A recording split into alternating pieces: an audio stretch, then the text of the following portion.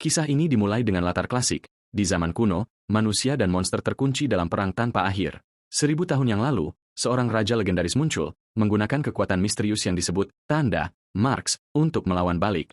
Ia menyegel leluhur monster yang paling jahat, namun pertempuran untuk menjaga segel tersebut tetap utuh terus berlangsung sejak saat itu. Di ranjang kematiannya, raja tersebut mewariskan kekuatan pembasmi monster ini kepada 5 keluarga besar. Hal ini menciptakan tatanan sosial baru berdasarkan tingkat tanda seseorang. Tingkat 1 adalah elit, sedangkan tingkat 9 dianggap tidak berguna. Lompat ke masa sekarang, kita berada di kota yang terlihat normal saat matahari terbenam. Di sana kita bertemu dengan pemuda kita, seorang pegawai minimarket, yang dengan ceria menyambut para pelanggan.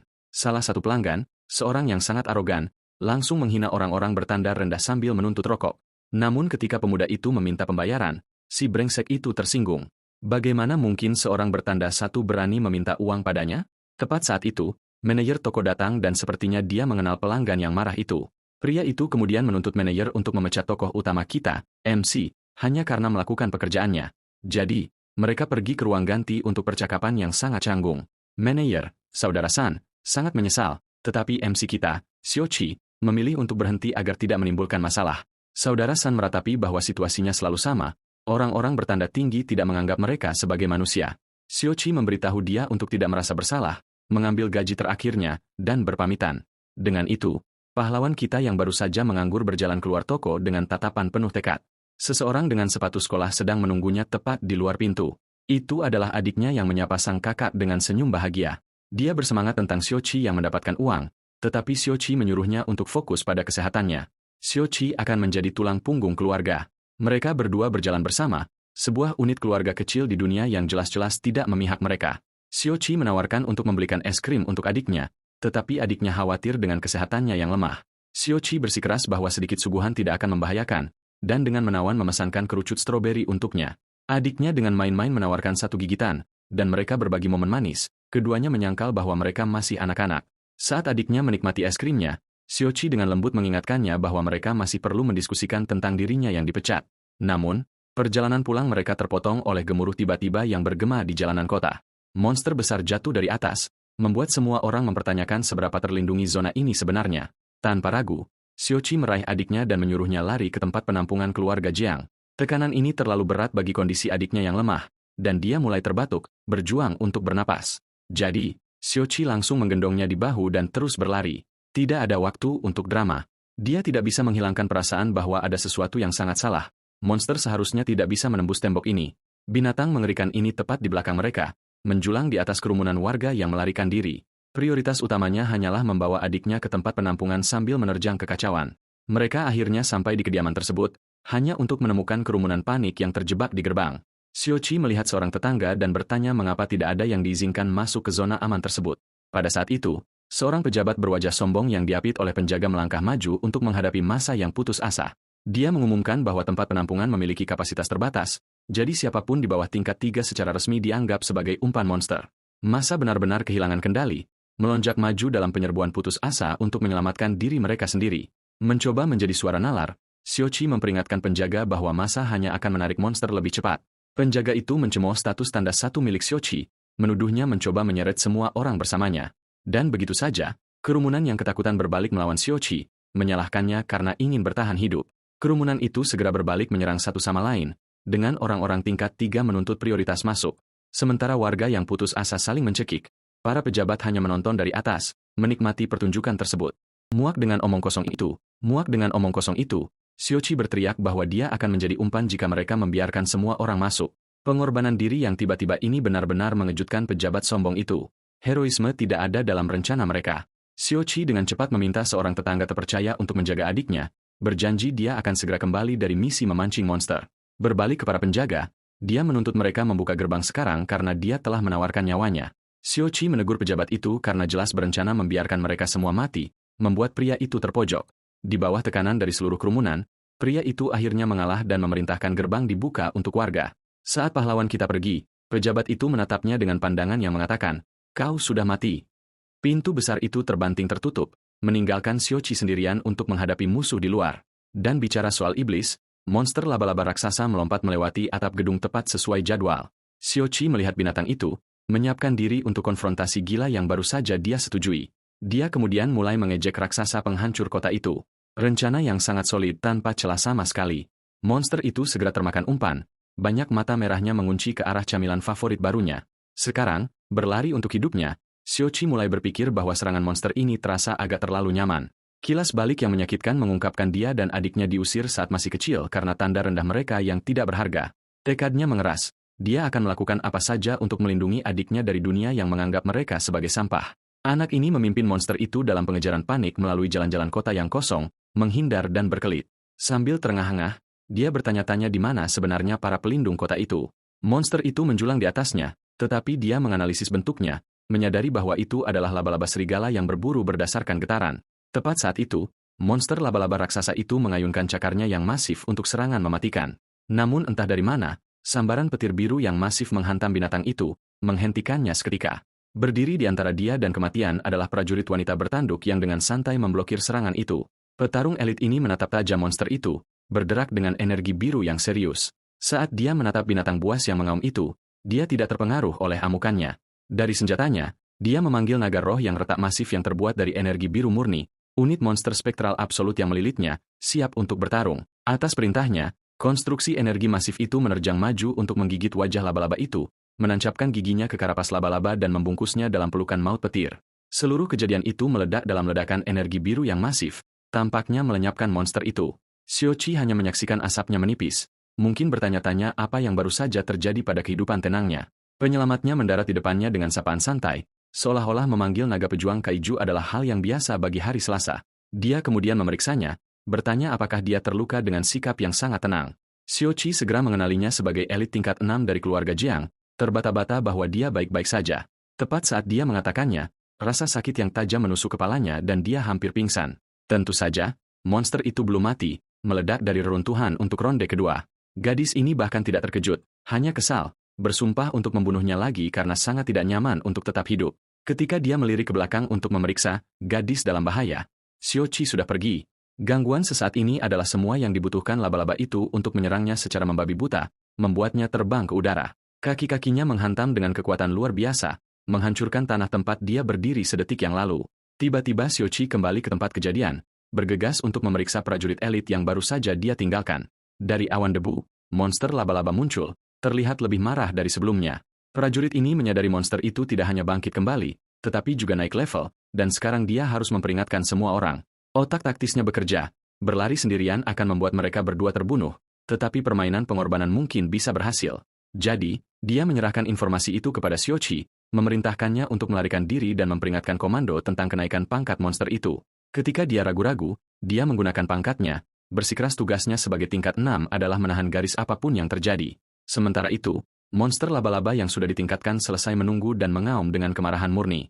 Pada saat yang tepat itu, tanda aneh di leher Xiaoqi mulai aktif. Rasa sakit yang menyiksa merobek kepalanya, membuatnya menjerit saat sang prajurit melihat dengan bingung. Sebelum dia bisa membantu, gelombang kejut energi masif meletus dari Xiaoqi, meledakkannya ke belakang. Dia mengulurkan tangan, mencoba menghentikan apapun yang terjadi, tetapi dia sudah di luar jangkauannya. Namun kemudian dia meraih pergelangan tangan sang prajurit, cengkeramannya sangat kuat, menghentikannya seketika. Berbalik, dia benar-benar terkejut dengan perubahan mendadak pada pria yang dianggap lemah bertanda satu ini. Karena pemuda kita sekarang diselimuti pusaran energi emas, terlihat seperti orang yang sama sekali berbeda. Kekuatan ini mentah dan tidak terjinakkan, bergabung menjadi inti cahaya murni yang sangat terang. Kemudian ia memadat menjadi satu titik kekuatan yang luar biasa, siap untuk dilepaskan. Dengan auman yang memekakan telinga, sinar energi itu melesat melewati monster itu, menghantam gedung pencakar langit yang jauh. Seluruh tubuhnya mulai berubah, tanduk tumbuh, rambut bersinar, dan lengannya tertutup sisik emas. Transformasi ini selesai, meninggalkannya dalam semacam baju zirah pertempuran kerajaan, benar-benar bingung dengan perubahan dirinya sendiri. Sekarang melayang di udara, pegawai minimarket yang baru saja mendapat kekuatan ini menghadapi raksasa penghancur kota itu. Xiaoqi berdiri di sana dengan transformasi penuh dan terlihat seperti dia benar-benar pantas dalam pertarungan ini. Kemudian dia memanggil naganya sendiri yang berwarna emas besar. Jika Anda akan meniru, tirulah yang besar.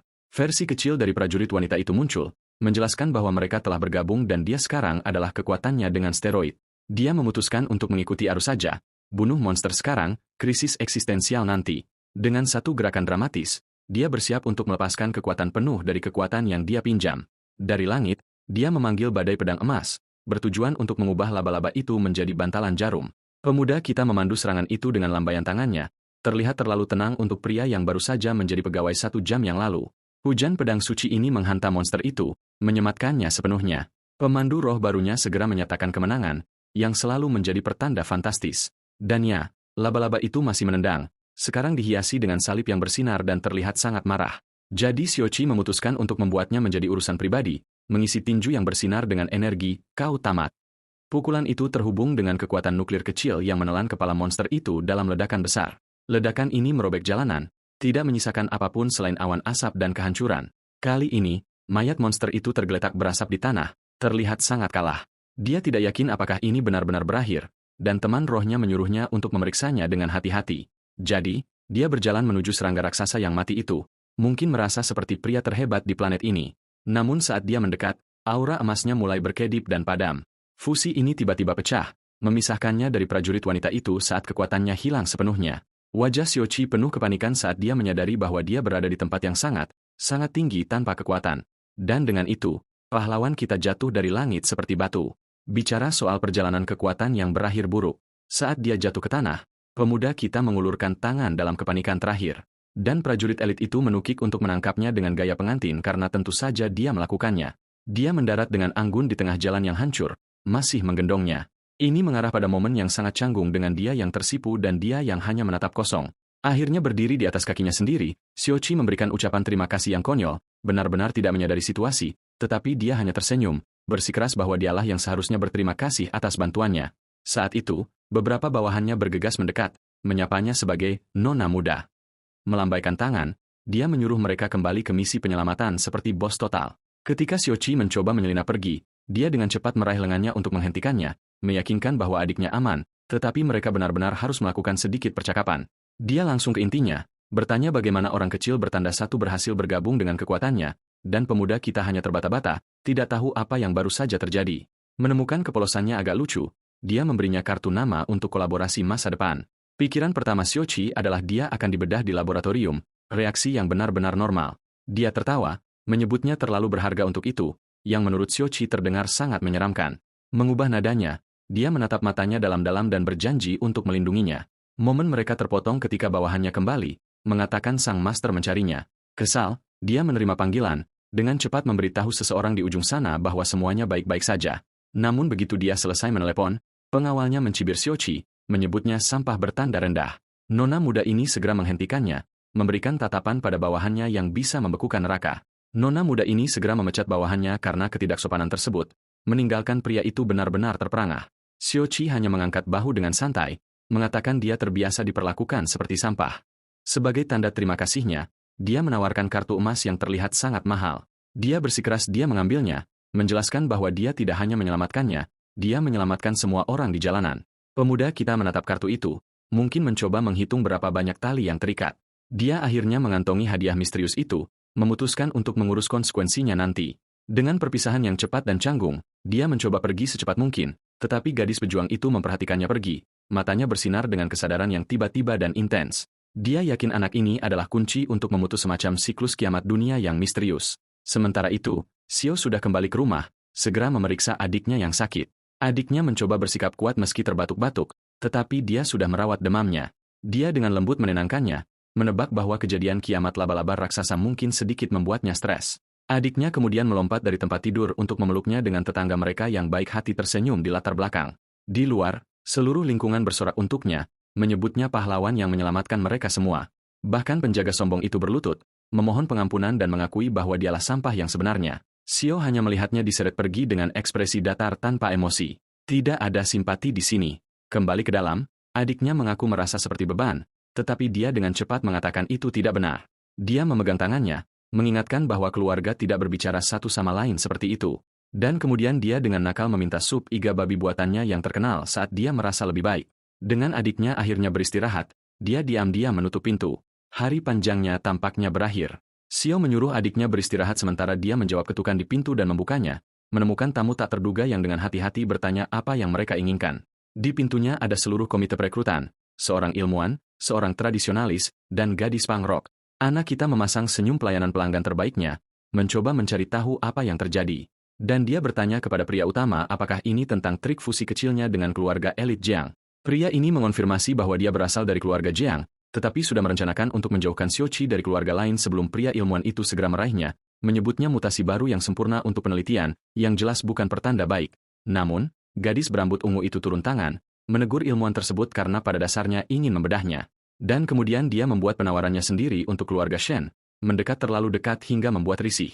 Sementara itu, orang-orang di sekitar berbisik tentang bagaimana pecundang bertanda ini bisa begitu beruntung dengan teori-teori yang sangat berkelas. Topeng ramah Xiao jatuh, digantikan oleh tatapan dingin. Dia pernah mendengarnya semua sebelumnya. Pikirannya kilas balik ke semua saat dia disebut sampah dan skum oleh orang-orang seperti mereka. Dengan ledakan kepercayaan diri yang tiba-tiba, dia memberitahu para perekrut bahwa dia akan mempertimbangkan semua tawaran mereka satu persatu. Seringai predator menyebar di wajahnya saat dia berjanji untuk memilih opsi terbaik untuk dirinya sendiri. Tulang punggung yang tiba-tiba ini benar-benar membuat mereka bingung dengan gadis Shen yang terlihat sangat terhina. Xiao kemudian mengeluarkan kartu emas, mengingatkan mereka siapa yang sebenarnya mengemis di sini, dan dia secara resmi menerima tawaran keluarga Jiang karena nona muda mereka adalah orang yang mengundangnya secara pribadi. Tapi dia mengajukan syarat pertamanya. Adiknya sakit dan dia adalah prioritas utamanya. Perwakilan Jiang ini dengan antusias setuju, menawarkan rumah sakit swasta sementara para pesaing mendidih di latar belakang. Saat pintu tertutup, para perekrut akhirnya mengerti. Anak ini bukan lagi orang yang bisa mereka bully. Xiaoqi memeriksa adiknya, yang akhirnya bangun dan terlihat sedikit bingung. Dia hanya memberinya senyum tenang, memberitahu adiknya bahwa semuanya benar-benar terkendali. Tapi di luar, seekor burung gagak menyeramkan dengan mata merah bersinar memata-matai setiap gerakan mereka. Sementara itu, kita beralih ke perkebunan keluarga Jiang yang sangat mewah di malam hari. Dan di dalam, itu adalah pesta kelas atas yang penuh dengan tamu sombong. Kepala pelayan keluarga Jiang memimpin Xiao melewati kerumunan dengan anak kita yang terlihat sangat tidak pada tempatnya. Dan tentu saja, orang-orang di sekitar segera berbisik tentang satu sampah bertanda di tengah-tengah mereka. Anak kita terus berjalan, benar-benar mengabaikan para pembenci seperti seorang profesional sampai beberapa pria cantik berambut pirang dengan setelan jas memutuskan untuk menghalangi jalan mereka, yang kemudian dengan lantang mempertanyakan mengapa orang biasa berperingkat rendah diizinkan masuk. Kepala pelayan ini mencoba menenangkan situasi, menjelaskan bahwa Xiao adalah tamu kehormatan, tetapi Tuan Muda Qi ini tidak terima, bersikeras menyebutnya sampah. Dia bahkan menepis upaya kepala pelayan untuk meredakan situasi dan kemudian menuangkan segelas penuh anggur ke kepala Xiao hanya untuk menjadi brengsek. Basah kuyup dan kesal, sikap ramah Xiaoqi lenyap, digantikan oleh peringatan dingin. Qi meningkatkan auranya, dengan sombong menyatakan, anak kita akan mati. Tapi Xiaoqi bergerak lebih dulu, meraih wajah pria itu bahkan sebelum dia bisa berkedip. Anak kaya ini menghantam lantai, benar-benar bingung mengapa kekuatannya tiba-tiba tidak mau aktif, membiarkan Xiao menanamkan kakinya dengan kuat di dada pria itu. Dan sekarang dia menuntut permintaan maaf sementara si pengganggu hanya bisa tergagap karena tidak percaya. Xiaoqi mencondongkan tubuh dengan tenang mengulangi tuntutannya untuk meminta maaf karena tata krama itu penting dan dia memberikan sedikit lebih banyak tekanan hanya untuk memastikan poinnya tersampaikan yang segera mengubah pria tangguh itu menjadi pria yang menangis memohon nyawanya. Anak kita memiliki wahyu, ambil kekuatan mereka dan tanda-tanda tinggi ini tidak ada bedanya sama sekali. Tapi Qi bangkit kembali dengan kemarahan dan bersumpah Xiaoqi tamat. Benar-benar pecundang yang sakit hati. Xiaoqi hanya menyeringai, benar-benar tidak terpengaruh oleh pertunjukan cahaya yang dramatis. Saat anak kaya ini melakukan mode pora penuh, lengkap dengan topeng setengah wajah yang aneh dan banyak teriakan marah, akhirnya terpikir oleh anak kita bahwa cahaya merah adalah tanda transformasi. Dengan seringai menyeramkan, Qi berjanji untuk memukulinya sampai mati, respons yang benar-benar proporsional karena dipermalukan. Kemudian dia memanggil pusaran setan murni karena kehalusan adalah untuk orang miskin. Dari portal muncul serigala iblis raksasa, siap mengubah pesta mewah ini menjadi prasmanan. Dan binatang besar itu menerjang langsung ke arah Xiao, yang tiba-tiba terlihat sedikit kewalahan. Semua tamu pesta mulai panik, bertanya-tanya bagaimana monster bisa melewati penjagaan. Sementara sikap tenang Xiaoqi akhirnya retak, menyadari bahwa dia mungkin telah menyinggung orang yang salah. Kepala pelayan ini meraihnya, mencoba menyeretnya keluar dari sana sebelum dia menjadi hidangan pembuka. Tapi anak kita mengajukan pertanyaan jutaan dolar, mengapa tidak ada satupun dari elit ini yang membantu? Pemandunya menjelaskan bahwa memiliki kekuatan dan mengetahui cara menggunakannya adalah dua hal yang sangat berbeda, diikuti oleh pelajaran singkat bahwa Anda benar-benar harus berlatih untuk menjadi kuat. Siapa sangka? Kepala pelayan ini meratapi bahwa kebanyakan bangsawan terlalu malas untuk itu, tidak seperti nona muda mereka yang tangguh dalam pertempuran. Dan saat mereka mencoba melarikan diri, mereka melihat monster itu telah memakan korban pertamanya di antara para tamu. Serigala iblis ini menerjang ke bawah, siap mengubah Xiao dan kepala pelayan menjadi makanan dua hidangan. Dan otak anak kita korsleting dengan kata, oh tidak, yang sangat fasih. Tetapi tepat saat akan menyerang, sesuatu menghantam wajah binatang itu, mengungkapkan seorang gadis berambut merah muda dengan gaun berenda melakukan tendangan terbang yang brutal. Dia mendarat di depan Xiao, memarahi anjing neraka raksasa itu seperti anak anjing yang nakal, yang hanya membuat monster itu semakin marah, menggeram di tengah ruang dansa. Tanpa menoleh ke belakang, dia menyuruh anak kita untuk lari sementara dia menangani ini. Dan saat dia berbalik, bayangannya berkedip dengan hantu dari masa lalunya, mengirim Xiao ke dalam keadaan syok total saat dia tiba-tiba mengenalinya. Pikirannya kilas balik ke gang gelap di mana dia pernah melindungi gadis yang sama dari preman. Tapi kembali ke masa kini, serigala iblis itu selesai bermain-main dan mengaum minta darah, meluncurkan dirinya langsung ke arah gadis yang berani menendang hidungnya. Sebagai tanggapan, dia memanggil kapak tempur berteknologi tinggi yang sangat besar, karena tentu saja dia melakukannya. Kemudian melompat ke udara untuk menghadapi serangan monster itu dengan gaya yang serius. Serigala ini membalas dengan melepaskan ledakan sonik besar tepat dari tenggorokannya, yang menghantamnya tepat sasaran, mengirimnya terbang mundur melalui udara, dan Xiao hanya bisa melihat dengan ngeri saat dia jatuh ke tanah. Dampak ini menciptakan ledakan debu dan puing-puing besar di seluruh lantai. Tapi anak kita berhasil menyelam dan menangkapnya di detik terakhir. Dia memeluknya erat, bertanya apakah dia baik-baik saja. Keselamatannya sendiri sepenuhnya dikesampingkan. Gadis berambut merah muda ini tersipu malu di pelukannya sementara Xiao hanya terlihat bingung dengan seluruh situasi. Sebelum mereka dapat memproses itu, serigala iblis utama kembali, dan ia membawa seluruh keluarganya. Seluruh kawanan anjing neraka menerjang ke depan dalam gelombang yang menggeram dan menakutkan. Semua tamu pesta mewah sekarang berteriak ketakutan karena hidup mereka saat monster menyerang. Cukup sudah untuk kehidupan kelas atas. Tapi mata gadis itu menyipit dengan tekad yang kuat. Tidak ada sedikit pun rasa takut yang terlihat. Anak kita mencoba mendorongnya ke tempat yang aman, berteriak agar dia pergi dari sana.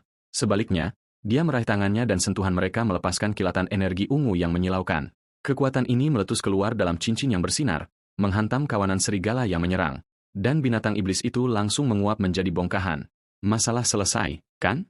Serigala alfa besar ini hanya menatap sumber ledakan, benar-benar tidak terpengaruh. Dan di tempat gadis itu berdiri sekarang ada seorang pria berambut merah muda dengan telinga kucing, mengeluh tentang skema warna barunya. Versi chibi kecil dari gadis itu muncul, meyakinkan dia bahwa kapak merah muda sangat cocok untuk pekerjaan itu. Sementara itu, serigala alfa hanya dengan santai membentuk kembali seluruh kawanannya dari genangan bayangan di lantai. Dalam hitungan detik, semua antek kecil itu kembali berdiri, terlihat lebih marah dari sebelumnya. Pejuang berambut merah muda baru kita menyadari bahwa serigala itu bisa menyerap dan memanggil kembali antek-anteknya tanpa batas. Sekarang dia benar-benar dikelilingi oleh kawanan yang respawn. Terjebak dalam posisi yang sangat buruk, dia memutuskan untuk mulai mengayunkan kapak raksasanya yang bersinar, melawan binatang terdekat. Tapi monster itu cepat, menghindari ayunan dan melompat langsung ke tenggorokannya. Dia mengertakkan gigi, mengetahui bahwa ini adalah pertempuran atrisi yang sama sekali tidak bisa dia menangkan. Jadi, dia meluncurkan dirinya ke udara, menyiapkan serangan berputar yang masif untuk membersihkan ruang. Pejuang berambut merah muda ini mengobrol cepat dengan cibi batinnya, yang tiba-tiba sangat prihatin dengan wahana taman hiburan, dan dia menjanjikan semua orang perjalanan ke taman. Kemudian, mengayunkan kapaknya seperti ini adalah percakapan yang sangat normal untuk dilakukan di tengah pertarungan. Dengan itu diselesaikan, dia melepaskan pusaran merah muda yang masif, mengubah seluruh kawanan serigala menjadi konfeti bayangan yang tercabik-cabik. Tapi serigala alpha hanya menjadi lebih besar dan lebih marah. Jelas tidak terkesan dengan pertunjukan cahaya, ia menerjang ke depan dengan raungan yang marah, bersinar dengan kemarahan murni yang tak tercemar. Binatang ini menerjang, rahang terbuka lebar, siap untuk mengakhiri pesta pengacau kecil ini untuk selamanya. Tapi mata pahlawan berambut merah muda kita berkilat. Dia telah menunggu saat yang tepat ini. Melompat tinggi ke udara, dia membawa kapak raksasa itu ke bawah untuk serangan yang menentukan. Kekuatan mereka bertabrakan dalam kilatan cahaya energi merah muda dan merah yang mengguncang seluruh ruangan. Dan kapak itu menghantam langsung ke tengkorak monster itu dengan kekuatan luar biasa, yang tidak melakukan apa-apa karena serigala itu hanya berdiri di sana dengan hiasan kepala baru yang sangat bergaya. Rahangnya terbuka lebar, hendak menelan anak kita dalam satu tegukan yang anti klimaks. Dan kemudian binatang raksasa itu roboh, akhirnya dikalahkan dan larut menjadi tumpukan go monster. Pejuang berambut merah muda ini menghela napas lega, mengira mimpi buruk itu akhirnya berakhir. Fusi mereka pecah, meninggalkan Xiaoqi dan gadis itu berdiri terpisah di ruang dansa yang hancur. Dia mengepalkan tinjunya dengan gemetar karena adrenalin dari kemenangan mereka yang diraih dengan susah payah. Dengan teriakan penuh kemenangan, dia berlari langsung ke arah Xiao, tangan terbuka lebar untuk pelukan. Dan dia meluncurkan dirinya ke dalam pelukan kemenangan yang besar, memanggil namanya, Luran. Namun suara tiba-tiba yang tidak menyenangkan dari atas memotong perayaan mereka saat sepasang sepatu baru melangkah ke tempat kejadian, mengisyaratkan bahwa pesta belum berakhir. Dan begitu saja, nona muda keluarga Jiang yang tangguh dalam pertempuran tiba, bertanya apakah Xiao baik-baik saja. Sikap tangguhnya segera meleleh menjadi rona merah ketika dia melihatnya di lantai dengan gadis berambut merah muda itu. Tapi si rambut merah muda hanya melambai dengan ceria, menyapa pendatang baru itu sebagai adik perempuannya, Yaoin. Xiaoqi hanya mencoba memproses reuni keluarga yang sangat membingungkan ini. Gadis berambut merah muda ini dengan senang hati mengonfirmasi bahwa dia adalah kakak perempuan yang merangkul Yao yang sangat bingung. Dengan situasi yang sekarang sedikit kurang kacau, Yaoin meminta maaf atas, Anda tahu, seluruh insiden binatang neraka itu. Dia kemudian menyuruh mereka mengikutinya untuk menemui ayahnya, berjanji untuk memberitahu mereka dalam perjalanan. Sementara itu, seorang pria teduh baru dengan pedang menonton dari kegelapan, menikmati pertunjukan dengan segelas anggur. Yao meyakinkan Xiao untuk tidak khawatir tentang kekacauan itu karena keluarga Jiang memiliki orang-orang untuk itu.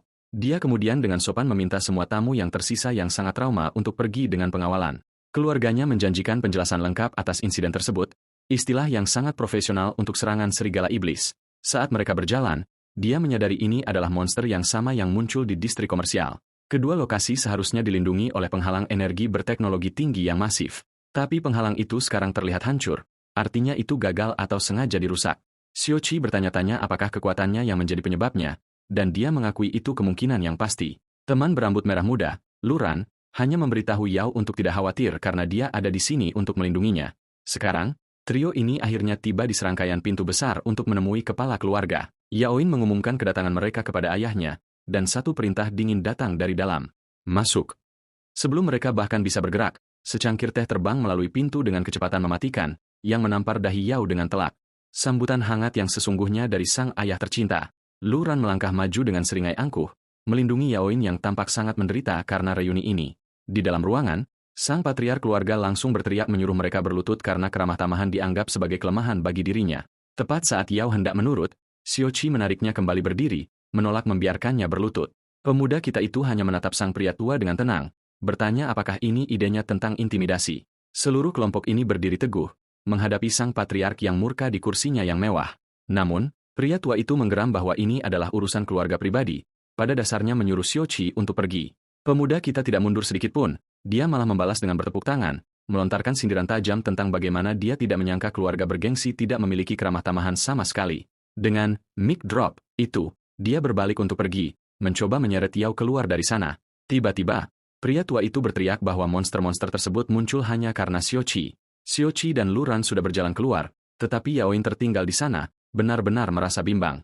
Kini dia terjebak sendirian di ruangan besar itu, sepenuhnya berada di bawah belas kasihan ayahnya. Setelah di luar, Luran mulai mengeluh tentang betapa brengseknya pria tua itu.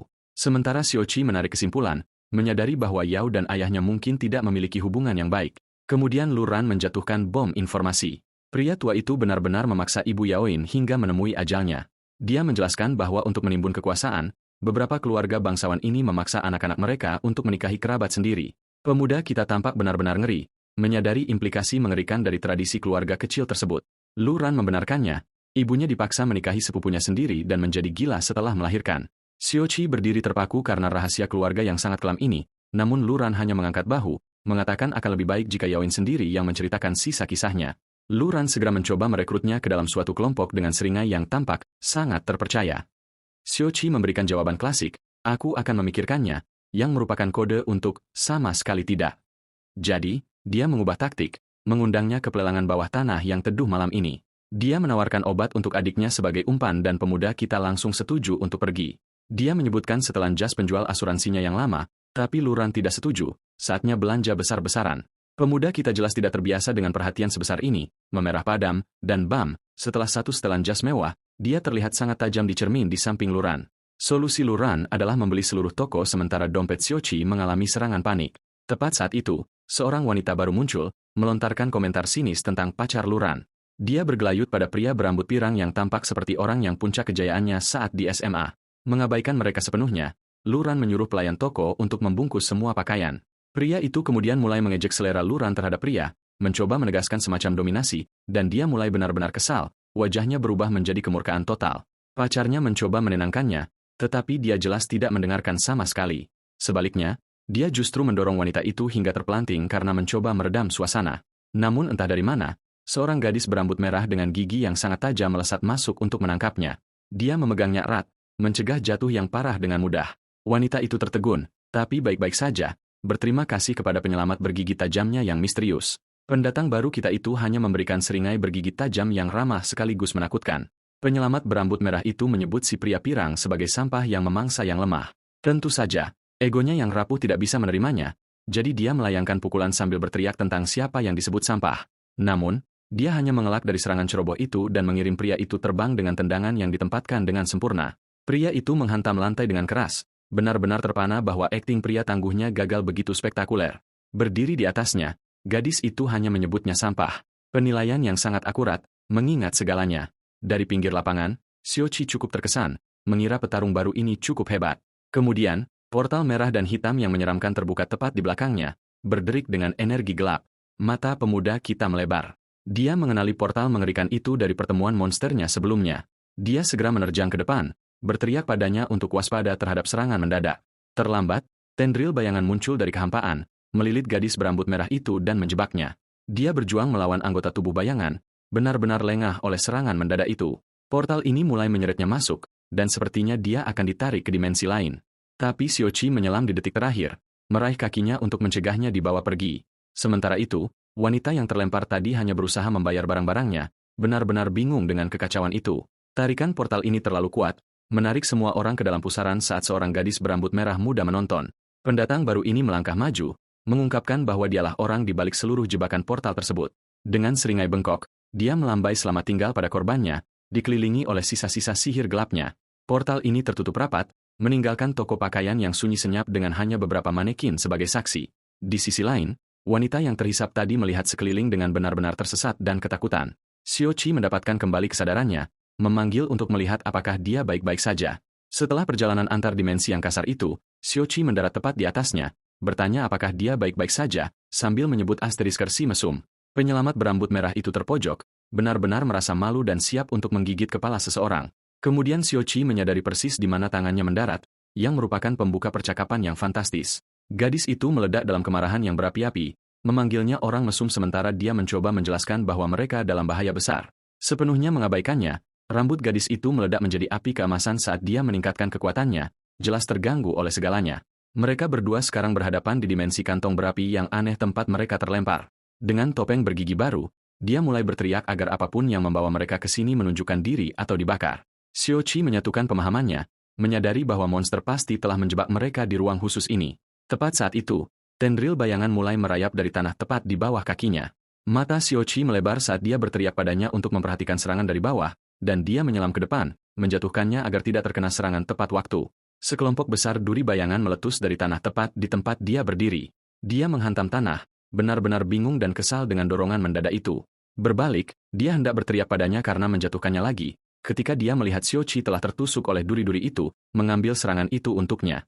Kemarahannya langsung lenyap, digantikan oleh syok ngeri atas pengorbanannya. Saat dia tumbang, api gadis itu tiba-tiba melonjak ke depan, menelan tubuhnya. Api ini membakar sihir gelap, menyebabkan duri bayangan menghilang menjadi ketiadaan. Dia menuangkan kekuatannya ke dalam tubuh Xiaoqi untuk menyelamatkan nyawanya. Sementara lebih banyak tangan bayangan mencakar dari lantai, dengan pandangan penuh tekad, dia mengepalkan tinjunya, siap melepaskan keadilan berapi yang serius. Dia melemparkan perisai kristal besar, melindungi mereka dari serangan monster bayangan raksasa. Sambil memeluknya erat, dia dengan putus asa mencoba membangunkannya dari pengorbanan yang sangat heroik dan sangat bodoh itu. Dan Xiaoqi hanya memuntahkan darah hitam dalam jumlah yang banyak, yang bukan merupakan pertanda baik. Dia akhirnya membuka matanya, tampak benar-benar bingung, tetapi entah bagaimana masih hidup. Panik, dia praktis berteriak padanya untuk tidak mati setelah aksi nekat itu.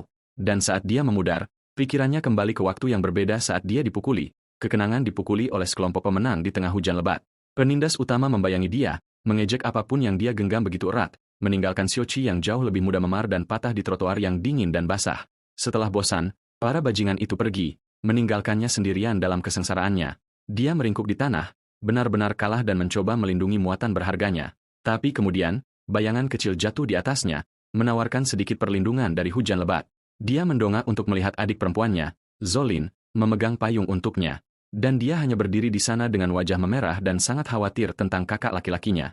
Melalui semua rasa sakit, dia berhasil tersenyum, mengucapkan selamat ulang tahun padanya dengan kue yang dia lindungi. Melihatnya begitu terluka hanya untuk dirinya, dia segera menangis. Tapi dia hanya menyuruhnya untuk tidak menangis, bersikeras bahwa dia baik-baik saja. Langkah klasik kakak laki-laki. Kembali ke masa kini, dia dengan lembut menyentuh wajah gadis berambut merah itu, mengatakan dia benar-benar baik-baik saja. Dia segera menyangkal merasa khawatir, mengklaim dia hanya takut dia akan mati. Alasan yang sangat bisa dipercaya. Dengan dia aman di pelukannya, kekuatannya benar-benar meledak menjadi kobaran api pembalasan. Kekuatannya benar-benar meledak, menelan seluruh dimensi kantong dalam kobaran api yang hebat. Dan dari api muncul Xiaoqi, sekarang menyatu dengan gadis berambut merah menjadi semacam malaikat api. Roh Chibainya mengalami serangan panik sementara dia dengan tenang menjelaskan bahwa dia bisa menyatu dengan orang lain. Dan gadis itu sangat marah. Dia tidak meminta izin, tapi dia hanya berkata, "Kamu adalah nomor 3. Kita akan menyelesaikan masalahnya nanti." Pada saat itu, cakar monster bayangan akhirnya menghancurkan perisai kristal pelindung mereka. Tapi Xiaoqi yang menyatu memberitahunya bahwa mereka akan membahas pelanggaran SDM setelah mereka selamat dari ini. Dia mulai menghindari serangan monster itu dengan ahli, yang membuat gadis berapi itu sangat marah. Dengan mudah menenun melalui badai tombak bayangan seperti tarian yang mematikan. Kemudian dia berhenti di tengah pertarungan, mengatakan masih ada masalah untuk dipecahkan, membuatnya benar-benar bingung. Pertanyaan pertamanya, mengapa monster itu secara khusus menargetkannya? Tentu saja dia tidak tahu. Pertanyaan keduanya, mengapa menjebak mereka? Daripada hanya membunuh mereka, dia hanya menjadi defensif tentang kekuatannya. Sepenuhnya mengabaikannya, dia mulai mengumpulkan bola api kecil dari apinya di telapak tangannya dan kemudian melemparkannya ke tanah, membuatnya bertanya-tanya apakah dia sudah benar-benar kehilangan akal sehatnya. Anggota tubuh bayangan monster itu segera membeku. Perhatian mereka kini terkunci pada api tersebut. Semuanya kini menjangkau bola api kecil itu seolah-olah itu adalah camilan terakhir di dapur. Dia mengonfirmasi teorinya. Makhluk ini benar-benar terobsesi dengan energi apinya. Itulah sebabnya jebakan gadis berambut merah muda itu bekerja sejak awal. Monster itu ingin mencuri apinya untuk dirinya sendiri, dan dia menyuruhnya untuk melihat ke atas, mengungkapkan monster sejati yang tergantung di langit-langit, benda laba-laba menyeramkan dengan inti ungu yang menyala. Orb berdenyut masif ini jelas merupakan jantung binatang itu, dan hidangan utamanya adalah api. Oke, jadi Xiaoqi yang menyatu memanggil pedang tulang yang tampak keren yang bersinar dengan energi merah, dan dia segera meluncurkan dirinya ke depan, menebasnya dalam busur berapi yang masif. Seluruh bilah ini menyala, menyalurkan semua kekuatan gadis berambut merah itu menjadi satu ayunan besar. Dia menyelam langsung ke inti monster laba-laba itu, siap mengakhiri pertarungan ini dalam satu pukulan. Ada kilatan cahaya yang menyilaukan saat serangan itu bersentuhan dengan orb ungu raksasa, diikuti oleh ledakan besar yang benar-benar mengguncang seluruh dimensi kantong. Setelah debu mengendap, pemuda kita hanya berdiri di sana terbatuk-batuk, tampak sedikit babak belur. Dan dia bergumam bahwa dia meleset, yang merupakan alasan fantastis untuk meledakkan lokasi yang salah. Tepat saat itu, siluet baru muncul dari bayang-bayang, mengatakan dia akhirnya tiba. Itu adalah semacam wanita iblis ngengat yang tampak terlalu senang dengan reuni ini. Baik Xiaoqi maupun penumpang berapinya benar-benar bingung, saling bertanya apakah mereka mengenalnya. Sementara gadis ngengat itu mendapatkan tatapan obsesif yang menakutkan, memohon padanya untuk tidak pernah meninggalkannya lagi. Dia melepaskan badai kaki laba-laba bayangan, menyerang dalam kegilaan yang putus asa, tetapi Xiaoqi yang menyatu menghindar, benar-benar bingung dengan situasi yandere ini. Dia bertanya pada pasangannya apakah dia menyadari apa yang dia lakukan, dan roh cibinya membenarkannya. Saat gadis ngengat itu terus berteriak tentang mengapa dia tidak mau datang padanya, tampak benar-benar tidak waras. Ternyata dia bahkan tidak berbicara dengannya. Dia mencekik pria lain, membuat Xiaoqi yang menyatu berkeringat dingin, menyadari bahwa dia baru saja menabrak perselisihan rumah tangga orang lain. Dia hanya berdiri di sana dengan canggung saat drama sebenarnya terungkap 100 kaki jauhnya. Dan gadis ngengat itu melihat ke atas, benar-benar bingung, bertanya apakah dia melakukan sesuatu yang salah. Kesadaran situasional yang luar biasa. Gadis ngengat ini berbisik, dia hanya harus menemukan cara untuk membawanya ke sini, yang terdengar sangat tidak konsensual. Dan dia masih berteriak, "Tuanku," pada pria malang yang dia cengkeram, benar-benar kehilangan akal sehatnya.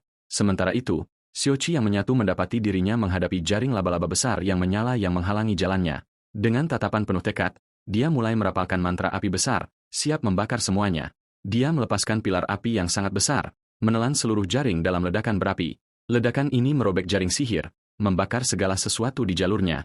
Setelah asap hilang, dia hanya melayang di sana, setelah mengukir jalan bersih melalui jebakannya. Penumpang berapinya terkejut dia bisa menggunakan kekuatannya dengan sangat baik, dan dia hanya tampak angkuh karenanya. Kemudian dia meningkatkannya, memanggil burung Phoenix api yang agung di belakangnya. Menunjuk ke depan, dia mengirim burung menyala barunya langsung ke arah iblis ngengat. Phoenix ini meluncur melintasi dimensi, rudal besar keadilan berapi murni. Gadis ngengat ini tampak sedikit terkejut dengan tampilan ini, mungkin bahkan terkesan sejenak. Tapi kepercayaan dirinya kembali seketika, tertawa bahwa serangan sederhana seperti itu tidak akan mempan padanya. Dia berpose, mengumpulkan energi gelapnya untuk menangkal gerakan besarnya yang mencolok.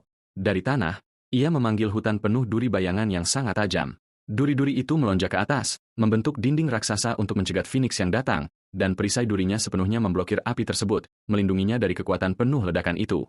Xiao menyadari serangan apinya tidak berguna, membuat rekannya bertanya-tanya apa langkah mereka selanjutnya. Dia menjelaskan bahwa mereka berada di wilayah kekuasaannya dan gadis itu sudah berusaha menangkapnya sejak tadi. Sebuah rencana mulai terbentuk di benaknya. Dia akan memanfaatkan obsesi gadis itu terhadapnya. Xiao memaparkan rencananya yang jenius. Dia akan berpura-pura menjadi gadis dalam kesulitan dan membiarkan dirinya ditangkap. Kemudian, saat gadis itu merasa sombong dan menang, dia akan melancarkan serangan mematikan. Namun, roh api di dalam dirinya menganggap rencana ini sangat bodoh dan terlalu berbahaya. Xiao menyebutnya sebagai sebuah pertaruhan, sementara si roh api mulai menyalahkan dirinya sendiri atas kekacauan ini. Dalam kilas balik singkat, seorang pria tua pernah memperingatkannya bahwa makhluk iblis secara khusus mengejarnya. Jadi, sang protagonis berdiri di sana seperti umpan yang sempurna, menunggu jebakan dipasang. Tepat pada waktunya, kaki laba-laba bayangan gadis itu melesat ke arahnya dan membelitnya erat sesuai dengan rencananya yang sangat meragukan. Gadis ngengat itu muncul dengan perasaan sangat senang karena akhirnya berhasil menangkap tuannya. Dia mendekat dan menyuruhnya untuk menjadi anak baik dan ikut dengannya. Sama sekali tidak mengerikan. Dengan siek yang terjerat sepenuhnya, gadis itu menyombongkan diri tentang betapa lamanya dia mencarinya. Namun, itu adalah aba-aba bagi Xiao untuk memanggil pedang tulang berapi, siap membalikkan keadaan. Dia melepaskan tebasan api yang masif, menghancurkan belenggunya dan mengarah tepat ke gadis itu. Dengan tatapan penuh fokus, dia menghantamkan semua kekuatan pinjaman itu ke kepala gadis itu, tetapi gadis itu berhasil memblokir pedang apinya dengan salah satu anggota tubuhnya, menghentikan serangan itu seketika. Hal ini benar-benar mengejutkannya dan dia hanya terpaku, bertanya-tanya mengapa tuannya menyerangnya. Tiba-tiba, mata Xiao berkedip dan mereka ditarik ke dalam ingatan di mana mereka melihat gadis ngengat itu di kehidupan lain dengan bahagia menyajikan teh untuk tuannya. Tuan itu tiba-tiba pingsan dan dia panik, bergegas ke sisinya untuk melihat apa yang salah. Kemudian seseorang menendang wajahnya, menyebutnya sebagai boneka yang menumbuhkan nurani. Dalam penglihatan itu, seseorang berdiri di atas gadis ngengat yang terjatuh, menyebutnya sebagai boneka yang menumbuhkan nurani. Kembali ke masa sekarang, Xiao yang telah melakukan fusi masih memegang gadis itu dengan pedangnya, benar-benar bingung dengan ingatan tersebut. Roh api di dalam dirinya pun sama bingungnya, bertanya apakah dia benar-benar mengenal gadis ngengat yang terobsesi ini. Dengan pedang menembus dadanya, gadis ngengat itu dengan tenang mengakui bahwa dia mungkin bertindak terlalu jauh, sebuah pernyataan yang meremehkan. Dia menyambut api tersebut untuk menyucikan dosa-dosanya saat roh cibi gadis api itu berteriak bahwa dimensi tersebut runtuh. Saat seluruh dimensi saku hancur di sekitarnya, si protagonis hanya melayang di sana, meresapi kekacauan itu. Tiba-tiba, mereka semua kembali ke dunia nyata. Fusi terurai dengan Xiao tergeletak di lantai, tampak linglung. Gadis berambut merah membantunya berdiri, memuji betapa luar biasanya dia dengan seringai lebar. Dia melihat ke bawah dan menyadari bahwa dia memegang ukiran kayu kecil berbentuk gadis ngengat tersebut, sebuah hadiah perpisahan yang manis. Gadis berambut merah muda itu segera mengenali boneka tersebut, mengidentifikasinya sebagai Mark Attendant. Xiaoqi bertanya tentang pola-pola pada boneka itu dan benda kayu kecil tersebut mulai bersinar dengan pertanda buruk. Boneka itu hidup kembali, berpose dengan gagah seolah menegaskan dominasi atas seluruh ruangan. Xiaoqi terkejut karena mainan itu benar-benar hidup, menusuk-nusuk wajah kecilnya karena tidak percaya. Gadis berambut merah muda itu, pakar mereka, menjelaskan bahwa itu adalah pengawal dari pengawal kerajaan. Dia menjelaskan bahwa mereka pada dasarnya adalah boneka ajaib yang diciptakan untuk melayani kaum bangsawan dengan lencana khusus. Ada tipe pelayan yang pada dasarnya adalah kepala pelayan dan pelayan wanita mewah untuk kaum elit. Lalu ada tipe penjaga yang dilengkapi dengan pasukan pengawal lapis baja mereka sendiri. Jadi, dia bertanya kepada Xiao tipe apa boneka kecil yang sedang meronta itu. Gadis berambut merah menimpali, menyebutnya tipe hiburan karena sangat lucu untuk diganggu. Namun, gadis berambut merah muda itu menjadi serius dan bertanya pertanyaan sebenarnya. Dari mana dia mendapatkan benda ini? Xiaoqi menjelaskan dia hanya secara naluriah mengambil boneka ngengat kecil itu setelah iblis besar menghilang. Gadis berambut merah muda itu memperingatkannya bahwa boneka itu sudah membentuk kontrak, tetapi ada masalah serius karena dia khawatir itu mungkin berbahaya. Kilas balik ke entitas iblis yang menakutkan. Sementara itu, gadis berambut merah meminta maaf atas kekacauan tersebut, berjanji untuk lebih berhati-hati di lain waktu. Gadis berambut merah muda itu, Luren, mengklarifikasi bahwa dia hanya benar-benar khawatir padanya. Dan Xiaoqi berterima kasih padanya, mengakui bahwa dia masih harus banyak belajar tentang situasi ini. Melihat kesempatannya, Luren memasang wajah yang sangat bertekad dan langsung mencoba merekrutnya ke perusahaan es dengan kehalusan seperti kereta barang. Xiaoqi dengan lihai menghindari tawaran pekerjaan itu dengan mengingatkan mereka bahwa mereka terlambat untuk sebuah lelang. Dia kemudian mulai menyeret Luren yang ketakutan pergi sementara gadis berambut merah hanya menonton, terhibur. Luren memberitahunya bahwa dia sudah memberitahu gadis lain bahwa dia selamat dan juga bahwa setelahnya hancur. Fokusnya segera beralih, menanyakan apakah keluarga gadis berambut merah itu baik-baik saja setelah serangan tersebut. Luren mengonfirmasi bahwa dia telah menelepon mereka dan semuanya baik-baik saja. Krisis teratasi untuk saat ini. Pada saat itu, gadis berambut merah hanya tertawa terbahak-bahak di latar belakang, menganggap semua ini lucu, dia menggodanya karena peduli, lalu bercanda bahwa dia mungkin akan bertemu iblis lain di pelelangan. Xiao segera membantahnya, bersikeras tidak mungkin keberuntungannya seburuk itu. Dan tepat pada waktunya, ledakan besar merobek gedung pencakar langit di kota. Tiba-tiba, dia memegang gadis baru yang terlihat seperti Putri Duyung, meneriakkan nama Zinci. Saat monster ungu raksasa menyerbu mereka, dia hanya berteriak balik padanya, "Jins!" Kemudian gadis itu menatapnya dengan bingung dan bertanya siapa sebenarnya Zinci. Xiaoqi membentak balik bahwa mereka tidak punya waktu untuk kuis nama sekarang. Saat dia berlari menyelamatkan nyawanya, membawa gadis Putri Duyung misterius itu menjauh dari binatang bayangan raksasa. Satu-satunya mata merah binatang itu terkunci pada mereka dengan kemarahan yang murni. Dan si protagonis hanya terus berlari, mencoba memproses neraka baru apa yang dia hadapi kali ini. Kemudian kita kilas balik 2 jam sebelumnya ke rumah lelang tempat bencana ini dimulai.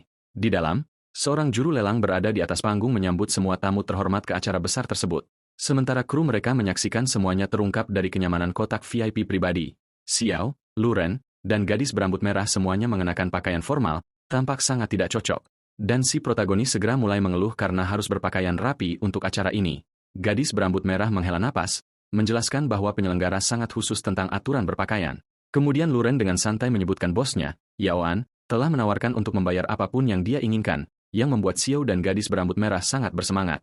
Luren dengan cepat mengklarifikasi, bagaimanapun, bahwa cek kosong itu tidak berlaku untuk gadis berambut merah. Sementara Xiaoqi merasa canggung dengan tawaran itu, temannya menyebutnya sebagai taktik rekrutmen yang sangat mahal.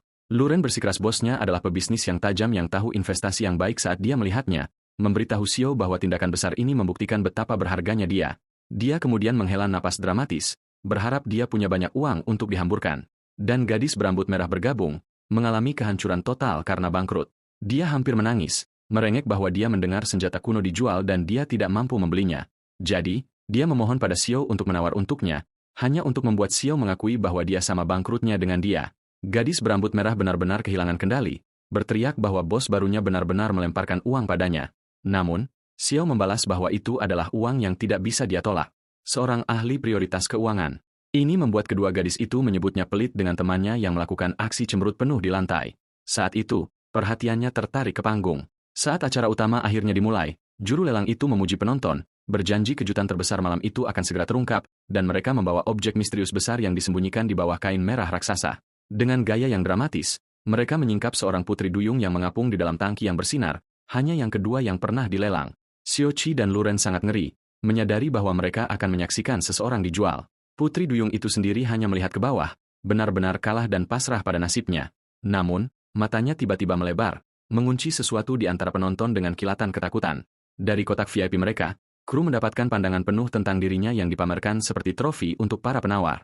Dan ekspresi Xiao mengeras, jelas tidak setuju dengan bagian manapun dari situasi tersebut. Luren dengan suram menjelaskan bahwa terkadang lelang menjual barang-barang semacam ini. Teman berambut merahnya hanya mencemooh, menyebutnya tindakan yang benar-benar keji. Luren kemudian mengonfirmasi bahwa dia adalah Putri Duyung, konsep yang sepertinya baru pertama kali didengar Xiaoqi. Dia menjelaskan bahwa itu adalah fenomena langka yang disebut atavisme, di mana manusia mewujudkan ciri-ciri hewan. Ini mirip dengan bagaimana petarung kuat dapat memanggil pantom hewan saat mereka mengerahkan kekuatan penuh. Dan sifat-sifat unik ini diakini sebagai hubungan langsung dengan kekuatan Raja Hantu. Jadi, orang-orang memburu mereka dengan berpikir mereka dapat membuka rahasia kuno dengan mempelajari mereka. Gadis berambut merah itu hanya mencemooh, menyebutnya alasan yang menyedihkan untuk menangkap gadis cantik. Putri Duyung itu hanya mengapung di penjara kacanya, tangan terikat dan tampak benar-benar kalah. Mata mereka bertemu di seberang aula lelang, dan Anda bisa merasakan permohonan bantuan yang sunyi. Jadi, Xiao menoleh ke Luren, bertanya apakah cek kosong dari bosnya memiliki batas pengeluaran. Dia hanya memberikan senyum kecil yang licik, mengonfirmasi bahwa dia mendapat lampu hijau untuk menjadi gila. Teman berambut merahnya segera mengerti, menyadari bahwa dia akan melakukan sesuatu yang sangat bodoh dan mahal. Menyebutnya karena menggunakan uang perusahaan untuk membeli seseorang, dia kemudian mengangkat bahu, mengakui bosnya mungkin akan melakukan hal yang sama. Di panggung, juru lelang memulai dengan tawaran awal 100 juta, uang receh rupanya, dan tawaran meledak dengan sekelompok orang aneh kaya yang membuang uang seolah-olah itu bukan apa-apa. Dengan cepat, itu menjadi persaingan antara dua pemain utama, perwakilan untuk keluarga Qi dan perwakilan si protagonis. Dari kotak VIP mereka, para gadis melihat ruangan keluarga Qi, dan mereka tidak terlihat senang karenanya. Gadis berambut merah segera menyebut mereka sekumpulan orang gila, jadi Anda tahu mereka memiliki reputasi yang menawan. Sementara itu, Xiao bersenang-senang, dengan gembira mengetuk tablet untuk menaikkan harga. Dia bercanda tentang seberapa banyak masalah yang akan dia hadapi dengan bosnya karena menghabiskan sebanyak ini. tanpa beban sedikit pun. Temannya menunjukkan bahwa jika keluarga Qi menang, mereka mungkin juga berjuang sekuat tenaga dan menyelamatkan Putri Duyung itu dengan benar. Tawaran ini mencapai angka 310 juta yang mengejutkan, dan Zhou Qi hanya menatap layar konfirmasi sebelum membanting jarinya pada tombol ya, mengunci tawaran gila itu. Juru lelang itu benar-benar kehilangan kendali, mengumumkan tawaran besar 310 juta kepada kerumunan yang terpana. Dengan seringai, dia memulai hitungan mundur terakhir, menyerukan, sekali. Xiao dan Luren menonton dari atas. Ketegangan memuncak saat juru lelang berteriak, 2 kali. Saat panggilan terakhir 3 kali bergema, nasib Putri Duyung itu akan segera disegel. Palu itu terbanting, secara resmi mengakhiri pembelian impulsif termahal dalam sejarah. Dengan teriakan kemenangan, juru lelang menyatakan, Putri Duyung terjual kepada penawar tertinggi yang misterius, dan Xiao hanya jatuh ke sofa karena kelegaan yang murni, setelah akhirnya menang. Teman-temannya juga cukup senang, dengan gadis berambut merah yang dengan angkuh mengonfirmasi bahwa mereka menyelamatkan wanita Putri Duyung itu. Namun, putaran kemenangan mereka segera terputus oleh ledakan besar yang menghancurkan jendela mereka. Dari reruntuhan di bawah, permohonan putus asa untuk bantuan bergema melalui kekacauan yang tiba-tiba karena monster mimpi buruk bertentakel ungu raksasa baru saja memutuskan untuk merusak lelang. Itu adalah monster bermata satu yang menjulang tinggi, membuat iblis terakhir tampak seperti hamster peliharaan. Peringatan merah berkedip saat makhluk itu mulai merobek kerumunan yang panik di bawah. Kembali di aula utama, Putri Duyung itu masih terjebak di tangkinya, yang sekarang retak dan bocor. Xiao segera mengubah strategi, memberitahu Luren bahwa mereka harus menyelamatkannya terlebih dahulu, tanpa banyak tanya. Pada saat yang tepat, kaca kotak VIP mereka akhirnya jebak, hancur sepenuhnya, mendorong seluruh pasukan untuk melakukan jalan keluar yang anggun dengan melompat langsung keluar dari gedung. Si protagonis berada di udara dengan tatapan murni. Saya telah membuat kesalahan besar, di wajahnya. Gadis berambut merah itu hanya meraih tangannya, dengan santai bertanya apakah dia takut ketinggian, dan mereka semua mendarat dengan selamat di tingkat yang lebih rendah, siap menghadapi musuh. Menatap monster itu, Luren melangkah maju, menawarkan diri untuk menahan pria besar itu. Dia kemudian memerintahkan 2 lainnya untuk pergi menyelamatkan Putri Duyung. Saat dia menangani gangguan itu, Xiao Qi memberinya anggukan tegas, menyuruhnya untuk berhati-hati sebelum mereka berpisah. Luren menyerang binatang tentakel itu dengan kapak bercahaya raksasa, melakukan magical girl penuh pada mimpi buruk ini. Dengan anggukan cepat, Xiao memberitahu temannya bahwa sudah waktunya untuk pergi, dan dia bersamanya. Mereka segera mulai berlari, menuju langsung ke penjara kaca Putri Duyung. Mencapai tangki yang retak, dia dengan cepat memeriksa gadis ketakutan yang terjebak di dalamnya. Teman berambut merahnya melompat ke atas, menyuruh Xiao mundur agar dia bisa menghancurkannya. Dia membawa pedang bercahayanya ke bawah dengan teriakan perang yang sengit, siap untuk membebaskan teman baru mereka. Dan kaca itu hancur berkeping-keping akibat hantaman tersebut, membuat air memancar kemana-mana. Setelah Putri Duyung itu bebas, dia memerintahkan Xiao Qi untuk membawanya ke tempat aman sementara dia pergi membantu Luren. Namun tepat saat itu, tentakel ungu raksasa mencambuk udara ke arah mereka. Tentakel itu diarahkan tepat ke temannya yang baru saja melompat keluar dari tangki, dan Xiao Qi menyaksikannya dengan ngeri. Dia hanya menyeringai, memperlihatkan taringnya, dan berteriak agar mereka segera pergi saat dia bersiap untuk bertarung. Kedua gadis ini kemudian bekerja sama, melancarkan serangan terkoordinasi pada monster yang menjulang tinggi itu, tetapi serangan mereka hanya memantul. Keduanya menyadari bahwa mereka bahkan tidak bisa menembus kulit monster itu. Makhluk bermulut bunga yang mengerikan itu hanya meraung, sama sekali tidak terpengaruh oleh usaha terbaik mereka. Makhluk itu membalas dengan sapuan tentakel yang masif, membuat kedua gadis itu harus menghindar demi nyawa mereka, dan serangannya menghantam bangunan, menyebabkan ledakan besar lainnya di aula lelang. Sementara itu, Xiao hanya berteriak bahwa temannya benar-benar membawa sial dengan prediksinya tadi.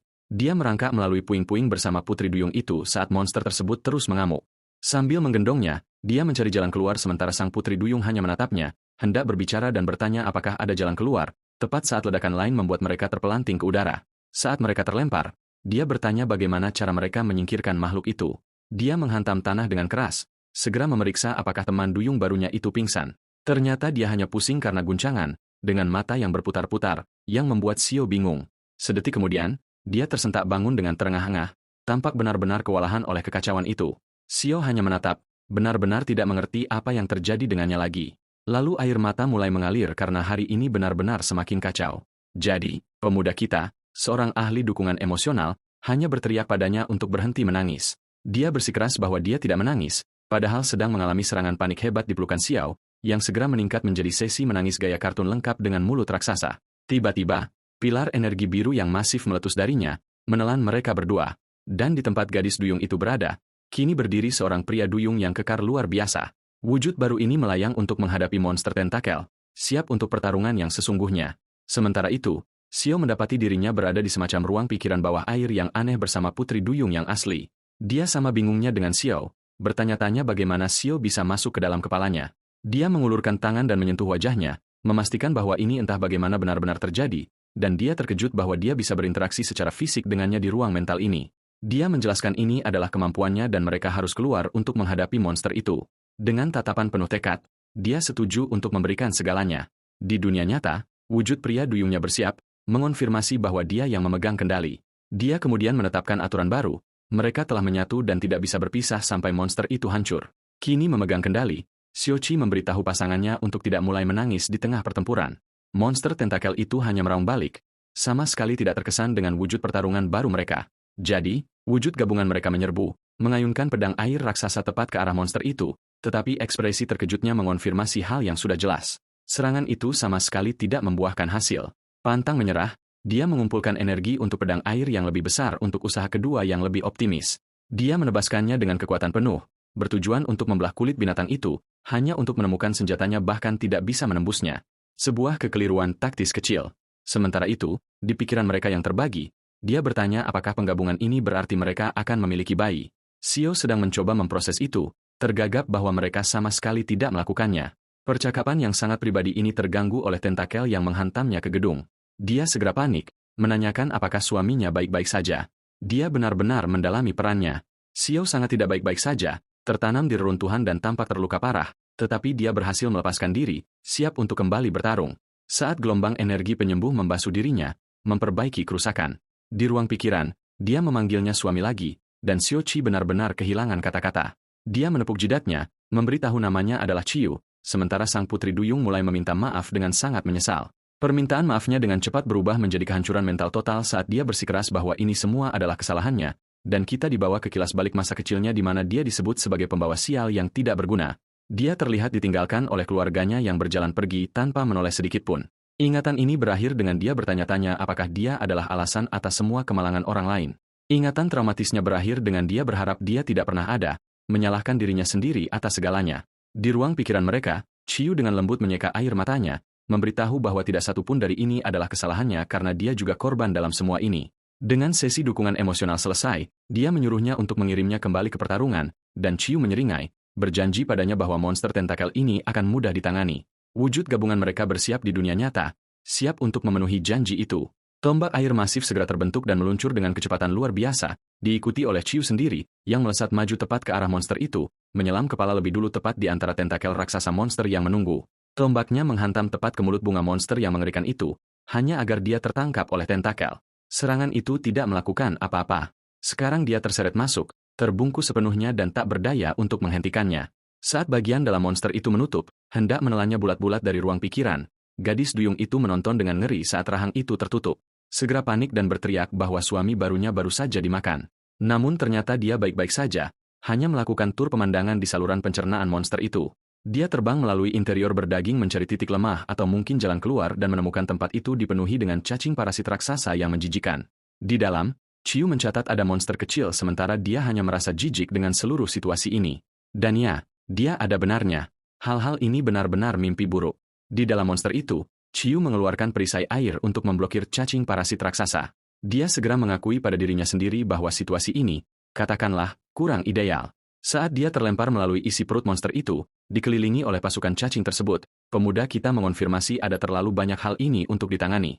Saat dia bersiap untuk bertarung, pasangan duyungnya masih mengalami serangan panik penuh di pikiran mereka. Jadi, dia melepaskan gelombang energi masif untuk membersihkan ruang bernapas. Kembali di kepalanya, dia sebenarnya terkesan, mencatat bahwa Qiu cukup kuat untuk pria yang sedang menangis, yang mendorong Qiu untuk akhirnya bertanya mengapa dia selalu meminta maaf untuk segalanya.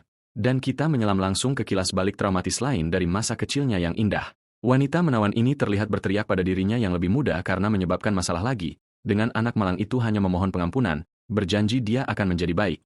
Tapi pengasuhnya hanya menceramahinya bahwa anak nakal pantas dihukum.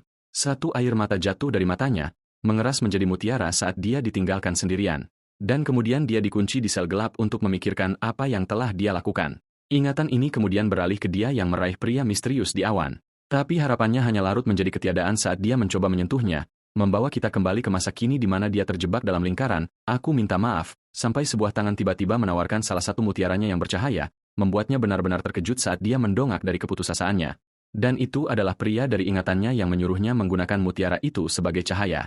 Tindakan kebaikannya yang sederhana membuatnya mendapatkan ucapan terima kasih yang sangat manis dan tersipu darinya. Di dunia nyata, pemuda kita hanya menyeringai, memberitahu bahwa itu bukan masalah besar. Sekarang benar-benar fokus, dia melesat melalui isi perut monster itu dan menyatakan dia telah menemukannya. Semua urusan sekarang. Ekspresinya menunjukkan dia terkunci pada target di dalam mimpi buruk ini. Dan itu dia, organ yang berdenyut raksasa. Dia secara resmi telah menemukan kelemahan monster itu.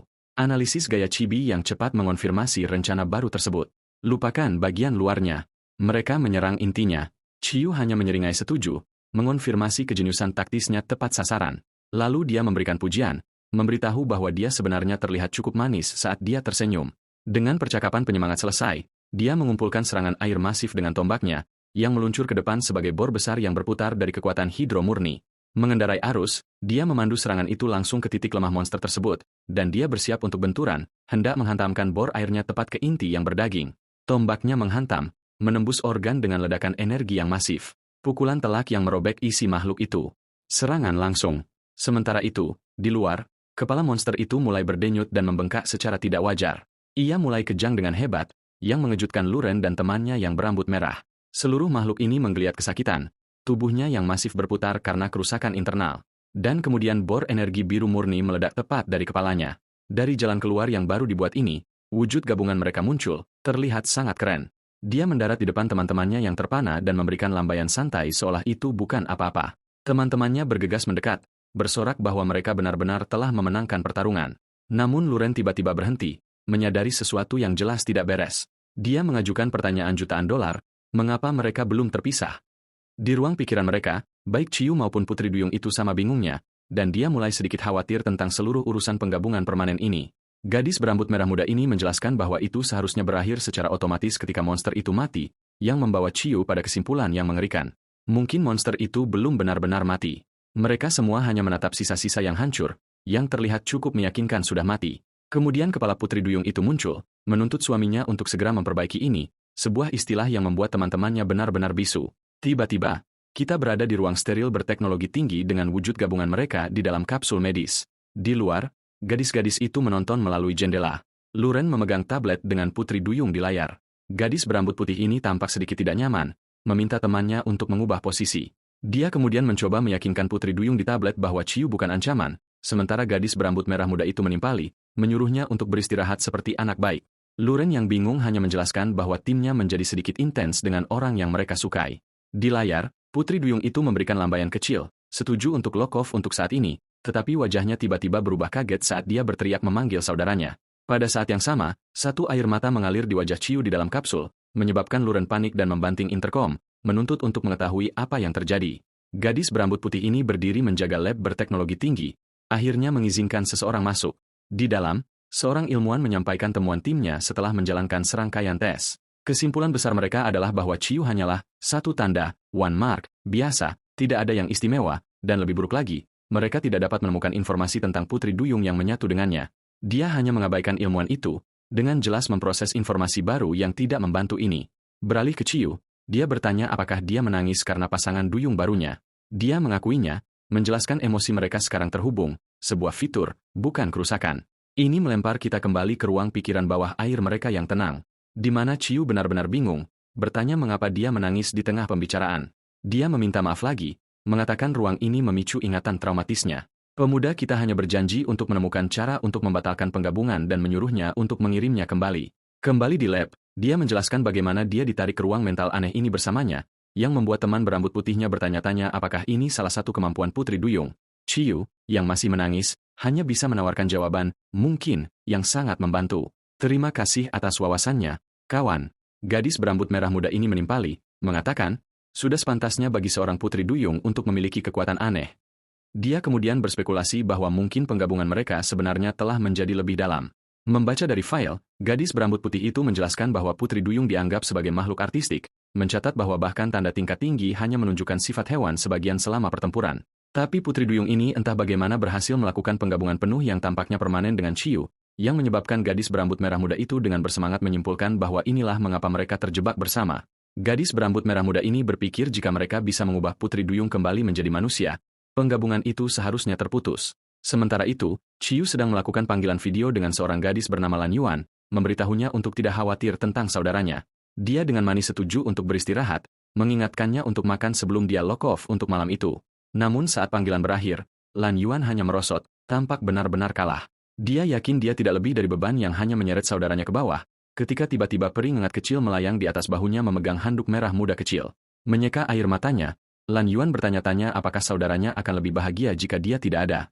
Kita kemudian memotong ke jalan kota yang ramai, perubahan pemandangan total.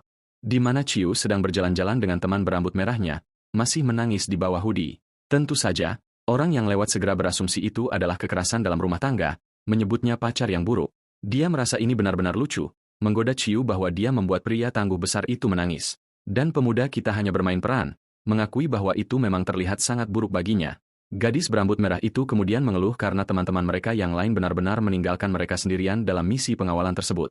Dalam kilas balik singkat, gadis berambut putih mengaku memiliki urusan keluarga yang harus dihadiri, dan gadis berambut merah muda juga setuju, memberikan alasan yang terdengar sangat meyakinkan. Kembali ke masa sekarang, Chiu mengakui bahwa kepergian mereka yang tiba-tiba memang terasa agak aneh. Temannya setuju, menunjukkan bahwa seolah-olah mereka sedang berusaha menghindari sesuatu. Tepat saat itu, sebuah mobil hitam yang ramping berhenti tepat di depan mereka, dan karpet merah benar-benar terbentang dari mobil itu hingga ke kaki mereka, karena tentu saja itu yang terjadi. Seorang pria berjas keluar dari mobil, membuat kedua pahlawan kita terpaku karena perlakuan VIP yang tiba-tiba. Satu sepatu pantofel yang dipoles menginjak karpet merah dengan kesan berwibawa, diikuti oleh pria berambut perak dengan jas hujan yang tampak seperti pemilik seluruh kota ini. Tangannya segera terulur dan mencengkeram tudung hoodie Chiu. Tidak ada salam ramah di sini. Pria ini menarik Chiu mendekat untuk apa yang terlihat sangat mirip seperti ciuman, membuat Chiu ngeri. Serius, wajah mereka hanya berjarak beberapa inci, dan ketegangan romantis di sana, ya, itu benar-benar membingungkan. Kepalan tangan Chiu mengeras saat dia menyebut pria tua itu orang cabul, yang menurut saya, penilaian yang cukup adil. Dia mendorong pria itu dengan sekuat tenaga, berteriak agar menjauh. Dengan teriakan marah, dia bersiap untuk memukul, tetapi saat dia berteriak, "Ayah!" Di detik terakhir, pemuda itu membeku di tengah ayunan tinjunya, tangannya menutup mulut, menyadari bahwa dia telah melakukan kesalahan yang sangat besar. Pria tua itu langsung menangis terseduh-seduh sementara Chiu dengan penuh air mata memanggilnya ayah lagi. Karena diliputi rasa sukacita, pria itu meratap, "Anak perempuanku," yang membuat situasi ini 10 kali lebih aneh. Chiu akhirnya memahami situasinya, bertanya apakah ini ayah Lan Yuan, dan pria itu membenarkannya. Paman Lan, begitu dia menyebut dirinya, mencoba memberikan pelukan emosional yang besar, tetapi Chiu masih memproses semuanya. Berusaha kembali ke topik, Chiu bertanya tentang kondisi Lan Yuan saat ini. Ayahnya mengatakan dia telah diberitahu tentang situasinya dan bersikeras agar mereka pulang untuk membicarakannya, dan rumah tersebut ternyata adalah sebuah mansion berpagar yang sangat besar, tentu saja. Di dalam, Chiu menuntut penjelasan bagaimana pasangan putri duyungnya itu bisa diculik sejak awal. Dalam kilas balik mental, Lan Yuan mengaku dia menyelinap keluar tanpa izin dan mabuk. Klasik. Chiu terdiam, hanya bisa mencerna betapa konyolnya semua itu. Dengan hadirnya teman Chiu dan ayahnya, mereka semua setuju pada tujuan utama, membatalkan fusi, penggabungan, ini. Paman Lan mengungkapkan bahwa solusi untuk masalah mereka adalah portal ungu menyeramkan yang berisi sebuah ujian. Pemuda kita tentu saja bingung, bertanya apa hubungan ujian acak dengan fusi mereka. Ayahnya menjelaskan bahwa melewatinya akan mengajarkan Lan Yuan untuk mengendalikan kekuatannya, yang merupakan kunci untuk memisahkan mereka. Chiu hanya menghela napas, merasa dirinya hanya digunakan sebagai chat code untuk meningkatkan level teman putri duyung barunya. Dengan tatapan serius, ayahnya menaruh semua kepercayaan pada Chiu untuk menyelesaikannya. Anak ini bertanya bagaimana cara masuknya, dan ayahnya bilang itu adalah ujian Muroke khusus. Sentuh saja pintunya. Dia menyarankan mungkin perlu sedikit persiapan, tapi ayahnya berkata, "Sekarang, kamu bisa melakukannya. Pergi saja." Jadi, tanpa persiapan apapun, Chiu melangkah ke pusaran yang berputar samar, siap untuk terjun. Saat tangannya bersentuhan dengan portal, dia langsung tersedot masuk. Di dunia nyata, temannya yang berambut merah hanya berekspresi datar, berkomentar bahwa sang ayah jelas tipe orang yang dramatis. Tiba-tiba, mereka berada di gua bawah laut yang menyeramkan, dan Lan Yuan mengaku dia selalu terlalu takut untuk melakukan ini. Chiu meminta sedikit informasi, dan Lan Yuan dengan sigap memberitahu bahwa ada 3 tahap. Saat dia memperhatikan pemandangan, cahaya api yang aneh mulai muncul dari kedalaman, yang meletus menjadi neraka bawah laut, mengejutkannya. Sekarang dia benar-benar berlari menembus api di dasar lautan karena di sini hukum fisika tidak berlaku. Dia dengan cepat menyimpulkan tahap pertama ini adalah ujian ketahanan fisik murni, yang terdengar menyenangkan. Dan untuk menambah tantangan, sebuah kapal perang ajaib yang raksasa mengayun ke arahnya. Matanya terbelalak saat menyadari ini jauh lebih dari sekadar jogging biasa. Dia nyaris menghindar saat kapak besar itu menghantam dasar laut tepat di tempat dia berdiri. Dan sekarang dia harus menghindari badai kapak. Ujian yang sesungguhnya, Chiyu terus berlari menembus neraka bawah laut, menghindari api dan kapak raksasa yang jatuh. Lompatan nekat adalah satu-satunya pilihannya saat sebuah ledakan mengguncang dasar laut tepat di belakangnya. Mendorong dengan sekuat tenaga, pria itu bergerak sangat cepat. Namun, dia tetap terhempas oleh kekuatan serangan ujian tersebut. Dengan tatapan angkuh, dia menepisnya sebagai sekadar ujian fisik biasa. Kata-kata terakhir yang terkenal, kawan. Sesaat kemudian, dia benar-benar kehabisan napas, tetapi masih menemukan energi untuk memuji dirinya sendiri. Di dalam Minscape, alam pikiran, mereka, Lan Yuan memujanya, menyebut suaminya luar biasa. Dia bersikeras dia akan langsung gagal, sementara Chiyu hanya mencoba menahan rasa malu, ceringe. Kembali ke ujian, api menghilang, dan dia tiba-tiba berada di tengah pusaran air yang besar. Semua air di area itu mulai berkumpul ke satu titik yang tidak menyenangkan. Pemuda kita hanya menyeringai, menebak dengan benar bahwa tahap berikutnya adalah kiasan, melawan diri sendiri, yang klasik. Tepat pada waktunya, tiruan air yang sempurna dari dirinya muncul dari energi yang berputar. Doppelganger berair ini segera membentuk cambuk, siap untuk berduel. Chiyu hanya menyilangkan tangan, merasa ide kembaran jahat ini cukup lucu. Tiruan ini tidak membuang waktu, mengayunkan cambuk airnya dalam serangan yang ganas. Tangkisan mudah dengan senjata airnya sendiri menunjukkan dia benar-benar bosan dengan ini. Dia kemudian mengejek tiruannya, bertanya apakah itu benar-benar yang terbaik yang bisa dilakukannya. Tiruannya memberikan seringai sinis kembali. Sepertinya perasaan mereka sama. Menjadi sedikit lebih serius, Chiyu mempererat pegangannya, siap untuk pertarungan yang sesungguhnya. Air di sekitar mereka meletus saat keduanya bersiap untuk berbenturan. Di dalam pusaran, Chiyu dan tiruan airnya saling menatap. Chiyu segera menyerbu ke depan, membelah arus untuk memulai pertarungan. Melompat tinggi ke udara, dia bersiap untuk menghantam lawannya. Dengan tatapan konsentrasi penuh, dia terjun untuk apa yang seharusnya menjadi serangan terakhir. Tapi tiruan itu dengan santai menangkis serangan tersebut, benar-benar tidak terkesan dengan usahanya.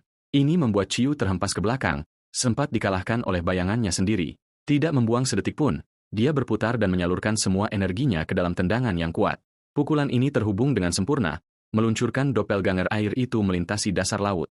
Dan dengan percikan besar, tiruan itu hancur total. Ujian lain terlewati. Chiyu hanya berdiri di sana, basah kuyup oleh sisa-sisa musuhnya yang kalah. Di alam pikiran mereka, Lan Yuan sangat senang, bersorak bahwa suaminya menang lagi.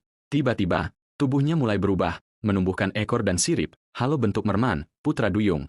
Bentuknya berubah lagi, kali ini menjadi Lan Yuan, yang terkejut kembali ke tubuh aslinya. Dia mengulurkan tangan, menyentuh wajah Chiyu dan menyadari mereka sekarang bisa berinteraksi secara fisik. Pemandangan itu kemudian larut, menempatkan mereka di aula dansa yang besar dan terang benderang. Ekspresi Lan Yuan segera menjadi gelap, tatapan ketakutan murni di wajahnya. Masih dalam tubuh Lan Yuan, Chiyu bertanya apa yang membuatnya begitu ketakutan. Dia mencengkeram bahu Chiyu, gemetar saat melihat sekeliling aula besar itu. Tempat ini adalah ilusi yang diambil dari ingatannya, jelasnya, dan dia ada di sana untuk ujian. Chiyu hanya mengamati dengan tenang bahwa itu tidak terlihat berbahaya. Selalu hal terakhir yang Anda katakan sebelum segalanya menjadi berbahaya. Lan Yuan sudah merintih, jelas bukan penggemar perjalanan menyusuri jalan kenangan ini. Masih dalam tubuh Lan Yuan, Chiyu dengan tenang menyimpulkan bahwa ini pasti ujian ketiga dan terakhir.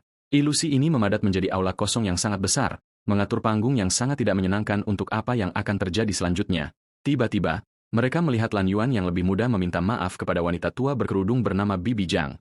Dan Bibi ini memiliki senyum yang paling menakutkan, bertanya apakah dia benar-benar tahu apa kesalahannya. Anak malang ini gemetar, terbata-bata mengatakan bahwa dia seharusnya tidak melakukan sesuatu. Klosea pada mata wanita tua itu mengungkapkan dia benar-benar tidak waras. Dia kemudian mencengkeram anak itu, berteriak tentang dia meminta pengasuh lain karena dia, Bibi Zhang, belum cukup.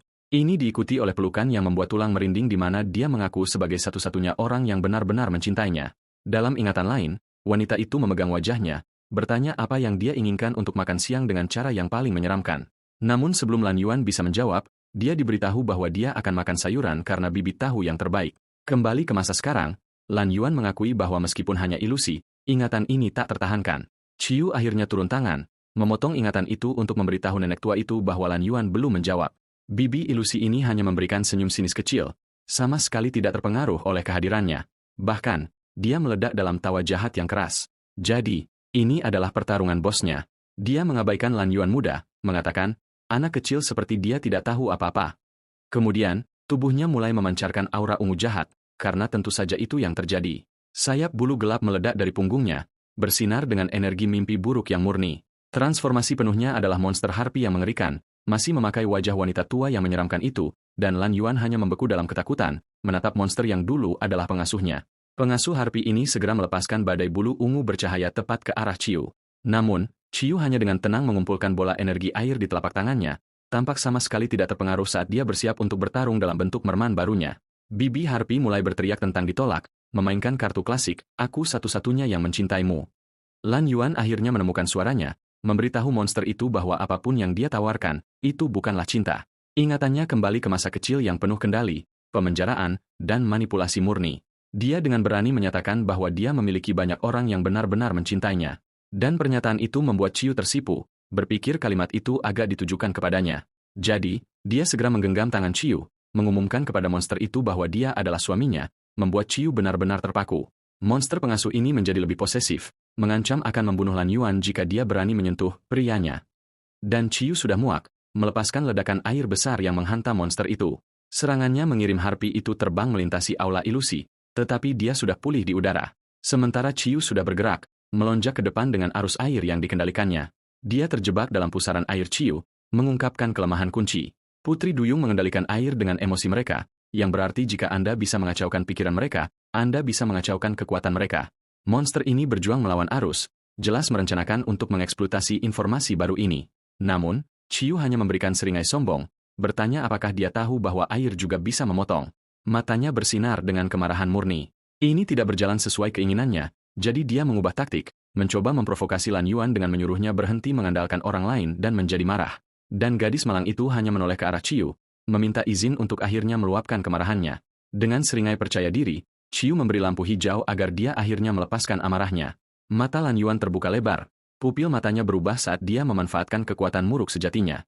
Dia mengulurkan tangan, menghantam pengasuh monster itu dengan gelombang energi air terkonsentrasi murni, yang segera membentuk pusaran besar yang menghantam harpi itu dengan kemarahan yang absolut.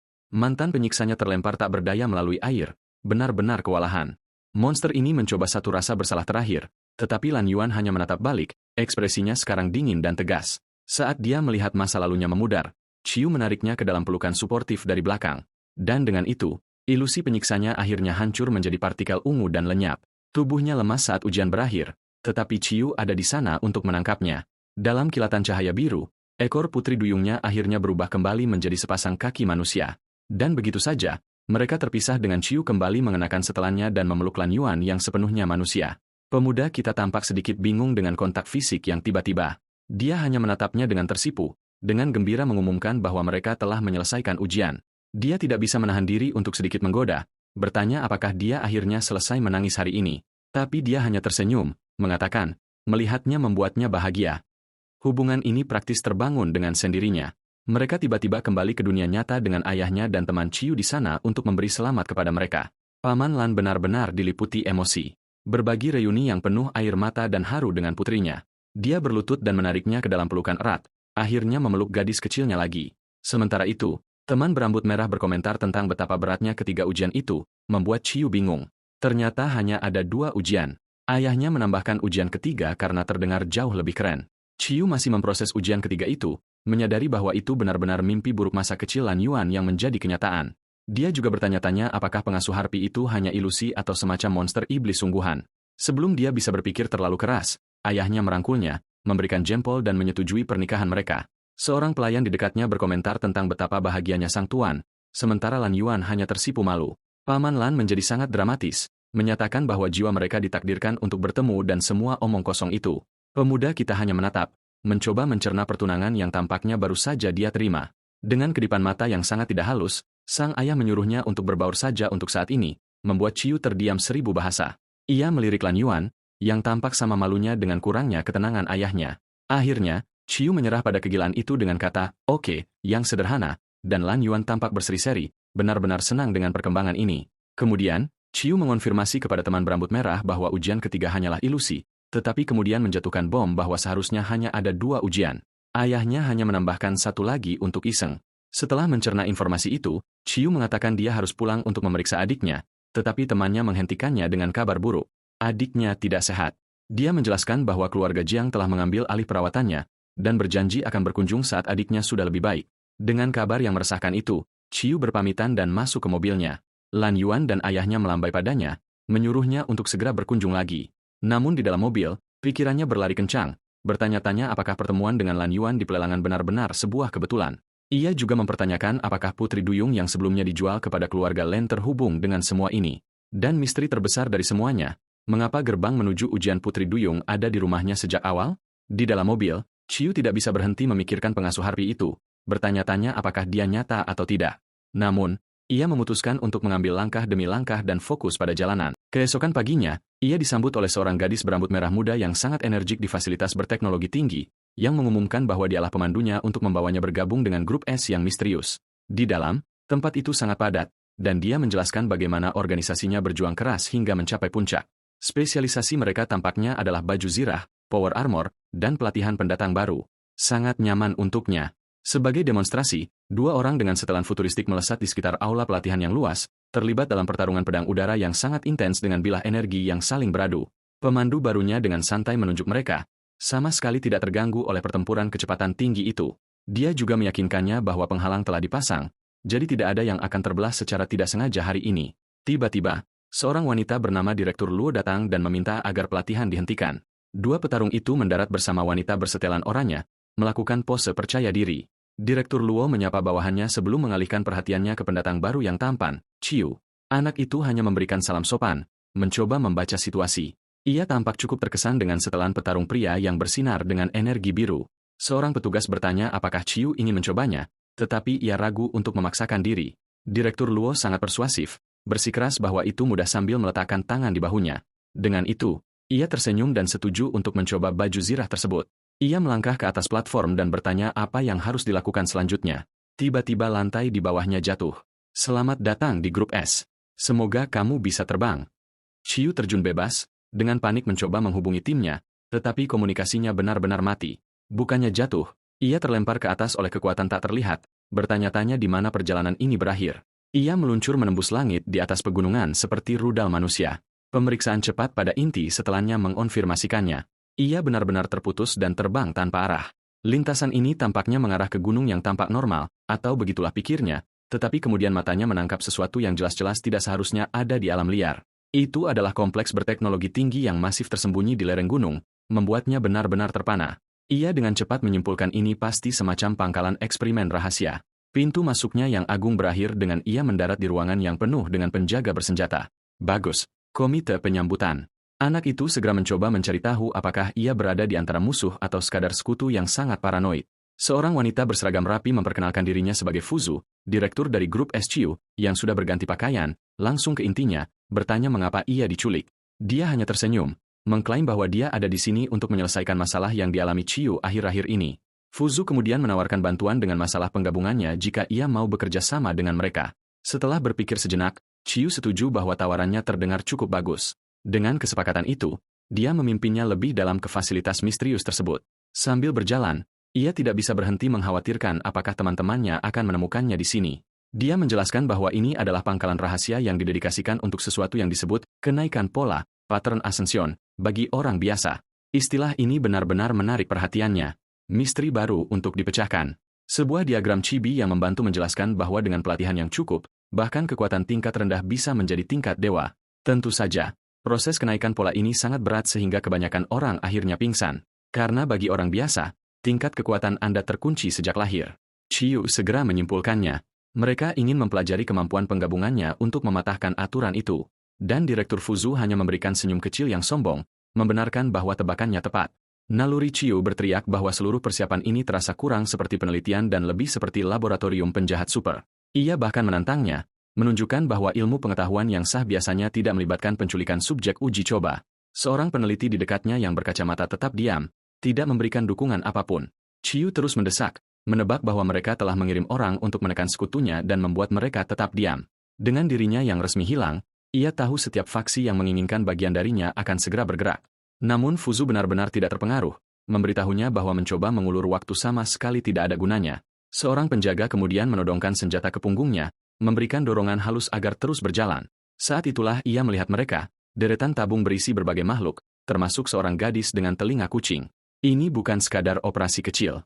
Ini adalah laboratorium mengerikan yang penuh dengan subjek uji coba yang hidup. Gadis bertelinga kucing di dalam tabung itu benar-benar memberikan lambaian ceria padanya, yang terasa 10 kali lebih mengganggu.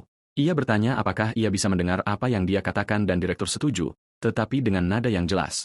Dia dengan santai mengabaikan mereka semua sebagai produk gagal yang tidak layak untuk waktunya. Benar-benar wanita yang berkelas. Kemudian dia menyerahkan tablet bersinar untuk berkomunikasi dengan gadis di dalam kapsul stasis. Di layar, gadis itu menatap langsung ke arahnya, bertanya apakah dia yang mencoba menjangkaunya.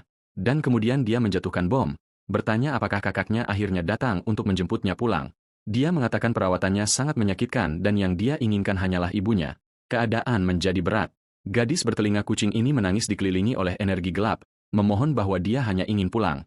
Tetapi Direktur Fuzu dengan dingin menyarankan eliminasi setelah melihat reaksi kelebihan beban, cukup untuk bagian SDM. Melalui tablet, Chiu mati-matian mencoba menenangkannya, berjanji bahwa kakaknya ada di sini untuk menyelamatkannya. Dan untuk satu detik yang indah dan memilukan, dia tersenyum, percaya sepenuhnya padanya. Harapan itu langsung hancur saat seberkas energi menembus dadanya. Seorang penjaga menurunkan senjatanya saat sistem mengumumkan eliminasi selesai. Semua itu saat Chiu dipaksa untuk menonton. Tubuhnya merosot ke platform, kehidupan terkuras darinya saat listrik memudar. Anak itu benar-benar marah besar, wajahnya berkerut karena amarah yang murni dan tak terkendali. Ia menerjang direktur yang masih berani mengatakan gadis itu harus bangga dengan ini karena tampaknya dia mengorbankan dirinya untuk evolusi umat manusia. Sungguh omong kosong. Diapit oleh penjaga bersenjata, Chiu membalas bahwa pengorbanan seharusnya bersifat sukarela. Dia hanya menyeringai, mengklaim bahwa mereka semua menandatangani kontrak dan dibayar, seolah-olah itu membenarkan pembunuhan. Kemudian dia mendekat dengan tidak nyaman, mengakui bahwa menculiknya adalah kelalaian karena ia begitu unik. Dia meraih lengannya, mencoba bernegosiasi dengan bertanya apa sebenarnya yang ia inginkan. Tetapi Chiu sudah selesai berbicara, menarik pisau bercahaya dan menahannya tepat di tenggorokannya. Bukannya panik, dia hanya memberikan senyum gila yang benar-benar menakutkan.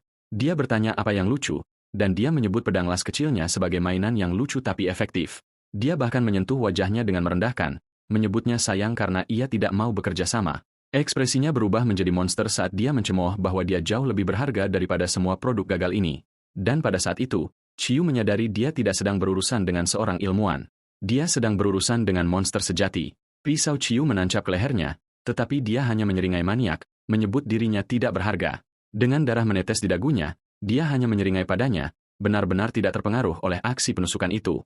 Anak itu hanya mengertakkan gigi, menyadari langkah besarnya sama efektifnya dengan surat protes yang tegas. Penjaga segera menangkapnya, dan ia hanya bisa berteriak bahwa wanita itu benar-benar gila. Dia mencabut sendiri bilah bercahaya itu, menyebutnya terlalu baik karena tidak berusaha lebih keras.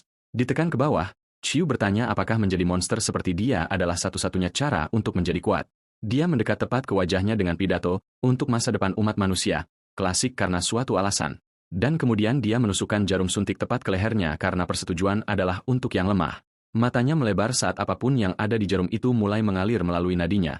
Tak lama kemudian, ia diseret menyusuri lorong dalam keadaan benar-benar tidak sadar. Penjaga mengantarnya ke pintu yang sangat diperkuat, yang tidak pernah menjadi pertanda baik.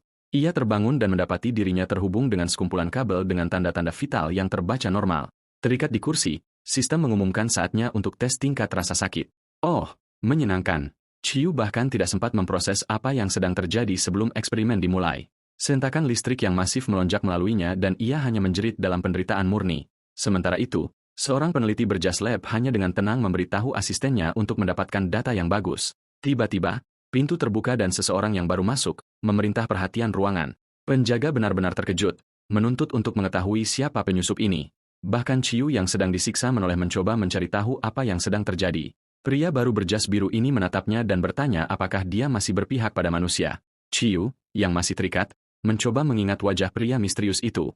Dengan satu jentikan jarinya, seluruh ruangan tampak bergeser. Dan tiba-tiba, Chiu benar-benar bebas, bertanya apakah pria ini bersama mereka. Dua jas lab yang menyiksanya sekarang hanya merosot di lantai, benar-benar tidak berdaya. Seorang penyelamat, pria berkacamata yang tampak sombong, dengan santai mengakui dialah yang melumpuhkan mereka. Jadi, Chiu, yang sekarang berpakaian lengkap, hanya berbalik untuk pergi. Sepertinya dia bukan tipe orang yang suka basa-basi. Penyelamat ini menangkapnya, praktis memohon untuk sesi tanya jawab yang jelas dia harapkan. Baiklah, Chiu bertanya yang jelas. Siapa Anda? Mengapa menyelamatkan saya? Dan apakah ini tentang kekuatan saya?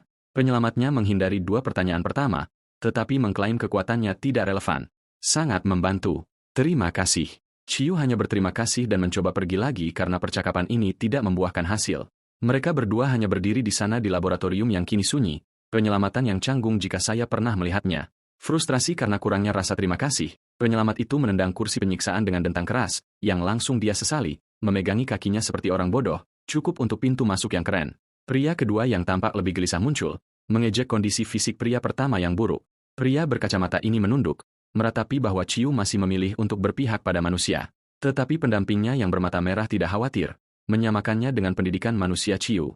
Dia yakin bahwa begitu Chiu benar-benar memahami apa itu manusia, dia tidak akan punya pilihan selain bergabung dengan pihak mereka, apapun itu. Sementara itu, sistem alarm pangkalan mulai meraung tentang subjek eksperimen yang melarikan diri. Bertanya-tanya siapa itu. Penjaga bersenjata segera berlarian menyusuri lorong, menanggapi pelarian tersebut. Dengan alarm meraung, seorang penjaga melihat Chiu dan berteriak agar yang lain menangkapnya. Anak itu hanya berdiri di sana, pusat ketenangan dalam badai lampu merah dan keamanan yang mendekat. Matanya menyipit, menangkap seluruh pemandangan kacau dalam satu tatapan fokus. Tiba-tiba, kapsul kaca yang melapisi lorong mulai pecah sekaligus dan keluarlah subjek-subjek yang disebut produk gagal laboratorium. Akhirnya bebas dari penjara mereka. Penjaga segera mulai panik, meminta cadangan saat subjek uji coba mereka mengamuk. Salah satunya praktis memohon di radio karena ini tidak ada dalam manual pelatihan. Itu adalah kerusuhan total saat subjek yang dibebaskan menyerang penjaga yang menembak tanpa ragu. Pikiran mereka hanya meneriakkan satu hal berulang kali, kemarahan yang murni dan tidak terpikirkan. Tetapi Chiu mendengar sesuatu yang lain. Rasa sakit mereka, kebingungan mereka, dan keinginan putus asa mereka untuk pulang. Mereka semua berbalik padanya, merasakan dia sehat dan menyadari bahwa dialah satu-satunya harapan mereka untuk melarikan diri dari neraka ini. Dan keinginan kolektif mereka berubah, kini memohon agar penjaga membiarkannya pulang. Jiwa-jiwa malang ini benar-benar membentuk perisai manusia di sekelilingnya, melawan para penculik mereka. Tentu saja, penjaga hanya menebas mereka karena belas kasihan tidak ada dalam anggaran. Direktur Fuzu berjalan masuk tepat pada waktunya untuk menyaksikan pembantaian yang dia perintahkan. Bahkan saat mereka jatuh, pikiran terakhir mereka adalah permohonan tanpa pamrih untuk kebebasan Chiu. Dan anak itu menyerap semuanya, matanya berkobar dengan cahaya emas yang menakutkan. Fuzu mendapatkan tatapan serakah dan tidak terkendali, menyadari kekuatan penggabungannya mungkin jauh lebih besar dari yang dia kira. Diberdayakan oleh pengorbanan mereka, Chiu menerjang ke depan dan mencekik direktur itu tepat di tenggorokannya. Dan untuk pertama kalinya, senyum sombong itu lenyap dari wajahnya saat dia berjuang untuk bernapas. Sambil mencekik kehidupan darinya, Chiu disambut dengan perlawanan murni dari sang direktur. Gelombang kejut energi tiba-tiba menghempaskan tangannya, memutus cengkeramannya sepenuhnya. Matanya berkobar dengan cahaya keemasan, menyalurkan kemarahan setiap korban di lab itu. Tanpa sedetik pun ragu, dia melayangkan pukulan super kuat tepat ke wajahnya. Para penjaga di sekitarnya terlempar saat dia menyatakan mereka semua adalah sampah tak berguna. Sebagai tanggapan, satu regu penjaga baru menembakkan rentetan sinar laser langsung ke arahnya. Chiu hanya berdiri di sana, sama sekali tidak terkesan dengan upaya menyedihkan mereka untuk menghentikannya. Dan begitu saja, para penjaga dilumpuhkan oleh kekuatan yang tak terlihat, berjatuhan seperti lalat. Alih-alih takut, Fuzu malah tertawa terbahak-bahak, menyebut ini sebagai kejutan yang indah. Wajahnya berubah menjadi seringai yang menakutkan saat dia memuji kekuatannya. Tangannya sendiri berderak dengan energi. Dia meratapi kurangnya waktu sambil mengaktifkan semacam peningkatan kekuatan gila miliknya sendiri. Tiba-tiba, dia sudah mengenakan setelan tempur lengkap, memegang sabit besar untuk eksperimen terakhir. Dia menerjang Chiu seperti predator, siap mencabik-cabiknya dengan mainan barunya itu. Sabit energi besar itu berputar tepat ke arah kepalanya, berniat mengakhiri ini dengan cepat, tetapi Chiu dengan santai menangkis bilahnya dengan tendangan tinggi yang bercahaya. Benar-benar pamer. Keduanya terlibat dalam pertempuran udara yang gila, melesat ke seluruh penjuru lab yang luas. Tinju mereka beradu dalam ledakan besar energi emas dan biru. Benturan para titan yang sesungguhnya. Dampak ini begitu besar hingga meledakkan lubang tepat di sisi fasilitas. Saat dia terlempar, Chiu mengambil bongkahan puing, membentuknya menjadi perisai darurat. Dia menancapkan kakinya, bersiap dengan perisai barunya. Karena pertarungan masih jauh dari selesai, Chiu melepaskan naga energi emas besar yang meraung langsung ke arah sang direktur. Naga itu meluncur ke arah Fuzu, yang hanya berdiri di sana menunggu untuk dilahap. Dan dia menyukainya, menyeringai seperti orang gila melihat betapa kuatnya dia sekarang. Seluruh area meletus dalam ledakan besar cahaya keemasan. Itu pasti sakit. Tapi tentu saja, dia masih berdiri, hanya senang dia mendapatkan data yang bagus dari serangan itu. Belum selesai, Chiu terbang untuk melakukan serangan susulan yang kuat, dan dia menginjaknya hingga ke tanah, pembalasan yang sangat pantas. Dengan berakhirnya pertarungan, dia menatap ke beberapa sosok yang terbang, memberitahu mereka untuk tidak melawan. Seorang gadis berambut merah muda terbang turun untuk memeriksanya, bertanya apakah dia baik-baik saja. Dia hanya memberikan lambaian kecil sebelum berbalik untuk kembali ke dalam lab yang hancur. Teman barunya benar-benar bingung, bertanya mengapa dia kembali ke sarang singa. Dia mengikutinya melalui lubang besar di dinding, memanggil namanya. Di dalam, dia menemukannya sedang meminta maaf kepada salah satu subjek tes yang jatuh yang tidak bisa dia selamatkan. Dia memberitahu gadis itu bahwa dia tidak bisa bergabung dengan kelompoknya lagi. Tidak setelah semua ini. Dia tampaknya mengerti, bertanya kepadanya apa langkah selanjutnya. Demi seorang teman, dia mempertimbangkan untuk pergi ke keluarga Jiang untuk meminta bantuan. Tapi dia segera menolaknya, mengatakan dia tahu Ciu tidak akan pergi ke sana. Rupanya, mereka adalah kelompok menyeramkan yang semuanya mengenakan topeng dan berbau pembusukan. Yikes. Kemudian dia menanyakan pertanyaan $1.000.000, apakah dia menemukan mitra penggabung baru untuk mengalahkan Fuzu? Dengan mata tertutup, dia mengatakan tidak sebelum mulai menjelaskan apa yang sebenarnya terjadi. Dalam perubahan wujud menjadi chibi, dia memeriksanya untuk kekuatan penggabungan dan dia hanya bertanya apakah dia merasakan sesuatu sekarang. Ciu menjelaskan bahwa kekuatan apapun yang dia miliki selama pertarungan kini benar-benar hilang. Dia bingung, bertanya bagaimana dia bisa melakukannya, tetapi sang jagoan benar-benar tidak tahu. Teman barunya hanya menyeringai, menyebutnya misteri total, yang sebenarnya merupakan pernyataan yang meremehkan. Memutuskan untuk membantu, dia menawarkan diri untuk membawanya ke keluarga Jiang sebagai tempat perlindungan. Mereka tiba dan mendapati seorang gadis berambut putih bernama Yaoin menunggu mereka dengan sapaan ramah. Gadis berambut merah muda ini dengan berlinang air mata menyerahkannya, mempercayakannya pada perawatan Yaoin untuk saat ini. Ketika ditanya mengapa dia tidak tinggal, dia mengklaim dia punya banyak urusan untuk diselesaikan. Secara khusus, dia harus berurusan dengan beberapa parasit, yang terdengar sangat tidak menyenangkan. Dengan lambaian tangan, dia memberitahu mereka berdua untuk bersenang-senang, meskipun nadanya sedikit terlalu ceria. Yaoin sudah berkeringat dingin, bertanya-tanya bagaimana ini bisa menyenangkan. Sementara Ciu tidak terpengaruh, dia menuntunnya ke aula di mana patriark keluarga sedang menunggu, dikelilingi oleh rombongannya.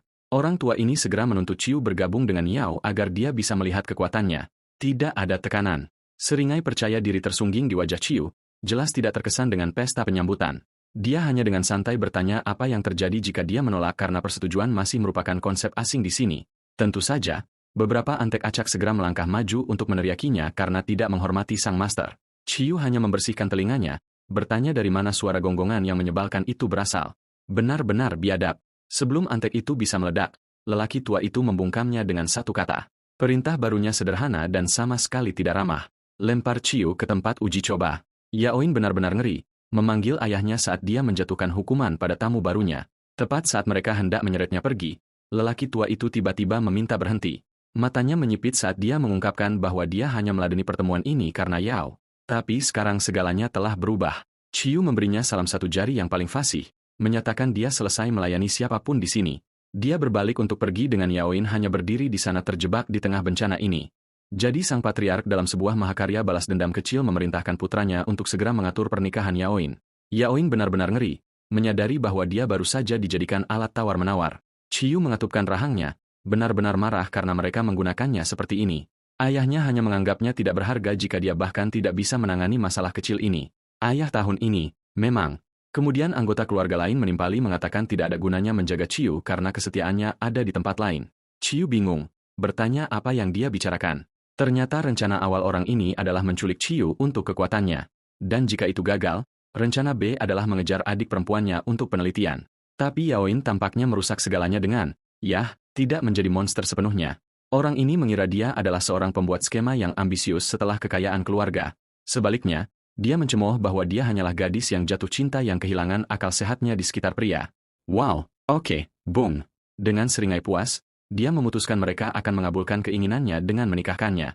Dia kemudian menyuruhnya untuk pergi dan menjadi alat untuk menghasilkan keturunan berpola, yang sangat keji. Setelah mendengar cukup banyak, Ciu benar-benar meledak, berteriak pada mereka untuk berhenti. Yaoin menoleh, terkejut dengan ledakannya yang tiba-tiba atas pembelaannya. Dan sang jagoan, mengetahui itu adalah provokasi, tetap menerima tantangan mereka untuk mengeluarkannya dari sini. Patriark ini menyeringai, secara resmi memerintahkan anak buahnya untuk melempar Ciu ke tempat uji coba. Saat mereka digiring menuju beberapa pintu emas yang sangat besar, Ciu mencatat tempat itu terasa agak familiar. Yaoin menunduk, mengakui dia tidak memberitahunya sesuatu tentang apa yang akan datang, tapi dia hanya tersenyum lembut, bertanya mengapa dia merahasiakan sesuatu darinya. Matanya melebar, benar-benar terkejut dengan reaksinya yang tenang dan pengertian. Ciu menjelaskan bahwa jika kerabatnya tidak mengoceh, dia tidak akan pernah tahu seberapa banyak yang telah dia lakukan untuknya. Sambil tersipu malu, dia hanya bergumam bahwa itu bukan apa-apa. Dia kemudian teringat bagaimana dia mengkhawatirkannya, terutama dengan bahaya penggabungan. Ini memicu seluruh montase trauma pertarungan masa lalu, monster, dan kenangan menyakitkan. Jadi, kembali ke masa kini, dia meminta pelukan, mengklaim dialah yang takut sekarang. Chiyu dan dua penjaga benar-benar terpana dengan permintaan itu. Otak mereka baru saja meledak. Dia akhirnya setuju, tetapi bertanya apakah dua penonton itu mungkin bisa berpaling sebentar. Penjaga ini segera berbalik, tiba-tiba sangat tertarik dengan arsitektur dan profesionalisme yang terbaik. Dengan punggung berbalik, Chiyu dan Yao akhirnya berbagi pelukan yang menenangkan. Tetapi saat dia memeluknya, dia membisikkan intelijen penting tepat ke telinganya. Iblis dalam diri. Tangannya mengencang pada permata ungu di sakunya. Ekspresinya berubah serius, memasang wajah berani. Chiyu meyakinkannya bahwa dia akan baik-baik saja. Salah satu penjaga merusak momen itu, menyuruh mereka berhenti membuang-buang waktu. Yaoin memberinya satu tatapan terakhir, berharap dia beruntung saat dia berbalik untuk pergi. Dengan senyum lembut, dia hanya mengangguk, siap menghadapi apapun yang tersimpan dalam ujian ini. Dengan kata terakhir, jangan khawatir. Chiyu melangkah melalui pintu emas ke tempat uji coba. Dia menoleh ke belakang dengan seringai, berjanji bahwa ketika dia keluar, dia akan menemukannya. Yaoin memperhatikannya pergi, ekspresinya mengeras dengan tekad yang tenang. Mereka akan menggulingkan seluruh sistem busuk ini bersama-sama. Sebuah janji yang luar biasa. Tatapan mereka adalah fakta diam, keduanya siap untuk perang yang akan datang. Dia tertawa kecil, memberitahu dia bahwa dia akan menunggunya. Saat dia menghilang ke dalam ujian, dia mengingatkannya untuk fokus pada apa yang ada di depan. Tapi kemudian seringai licik muncul di wajahnya saat dia menyebutkan sisi pertarungannya sendiri. Ternyata dia tidak sendirian. Dia memiliki medan perangnya sendiri untuk dihadapi, dan pasukannya sudah berkumpul, siap untuk membuat kekacauan sementara Chiyu sibuk. Sementara itu, Chiyu mendapati dirinya berada di ruang batu yang gelap, satu pintu terang memberi isyarat kepadanya. Suara yang akrab bergema dari cahaya, menyebutnya dan temannya tidak berguna. Mata Chiyu menyipit dalam pengenalan. Itu adalah kerabat yang bermulut sampah yang sama dari sebelumnya. Tanpa ragu sedikitpun, dia melangkah langsung melalui pintu untuk menghadapinya. Kerabat yang sombong ini mengawasi dari bayang-bayang, penasaran untuk melihat berapa banyak iblis batiniah yang bisa diambil bocah itu.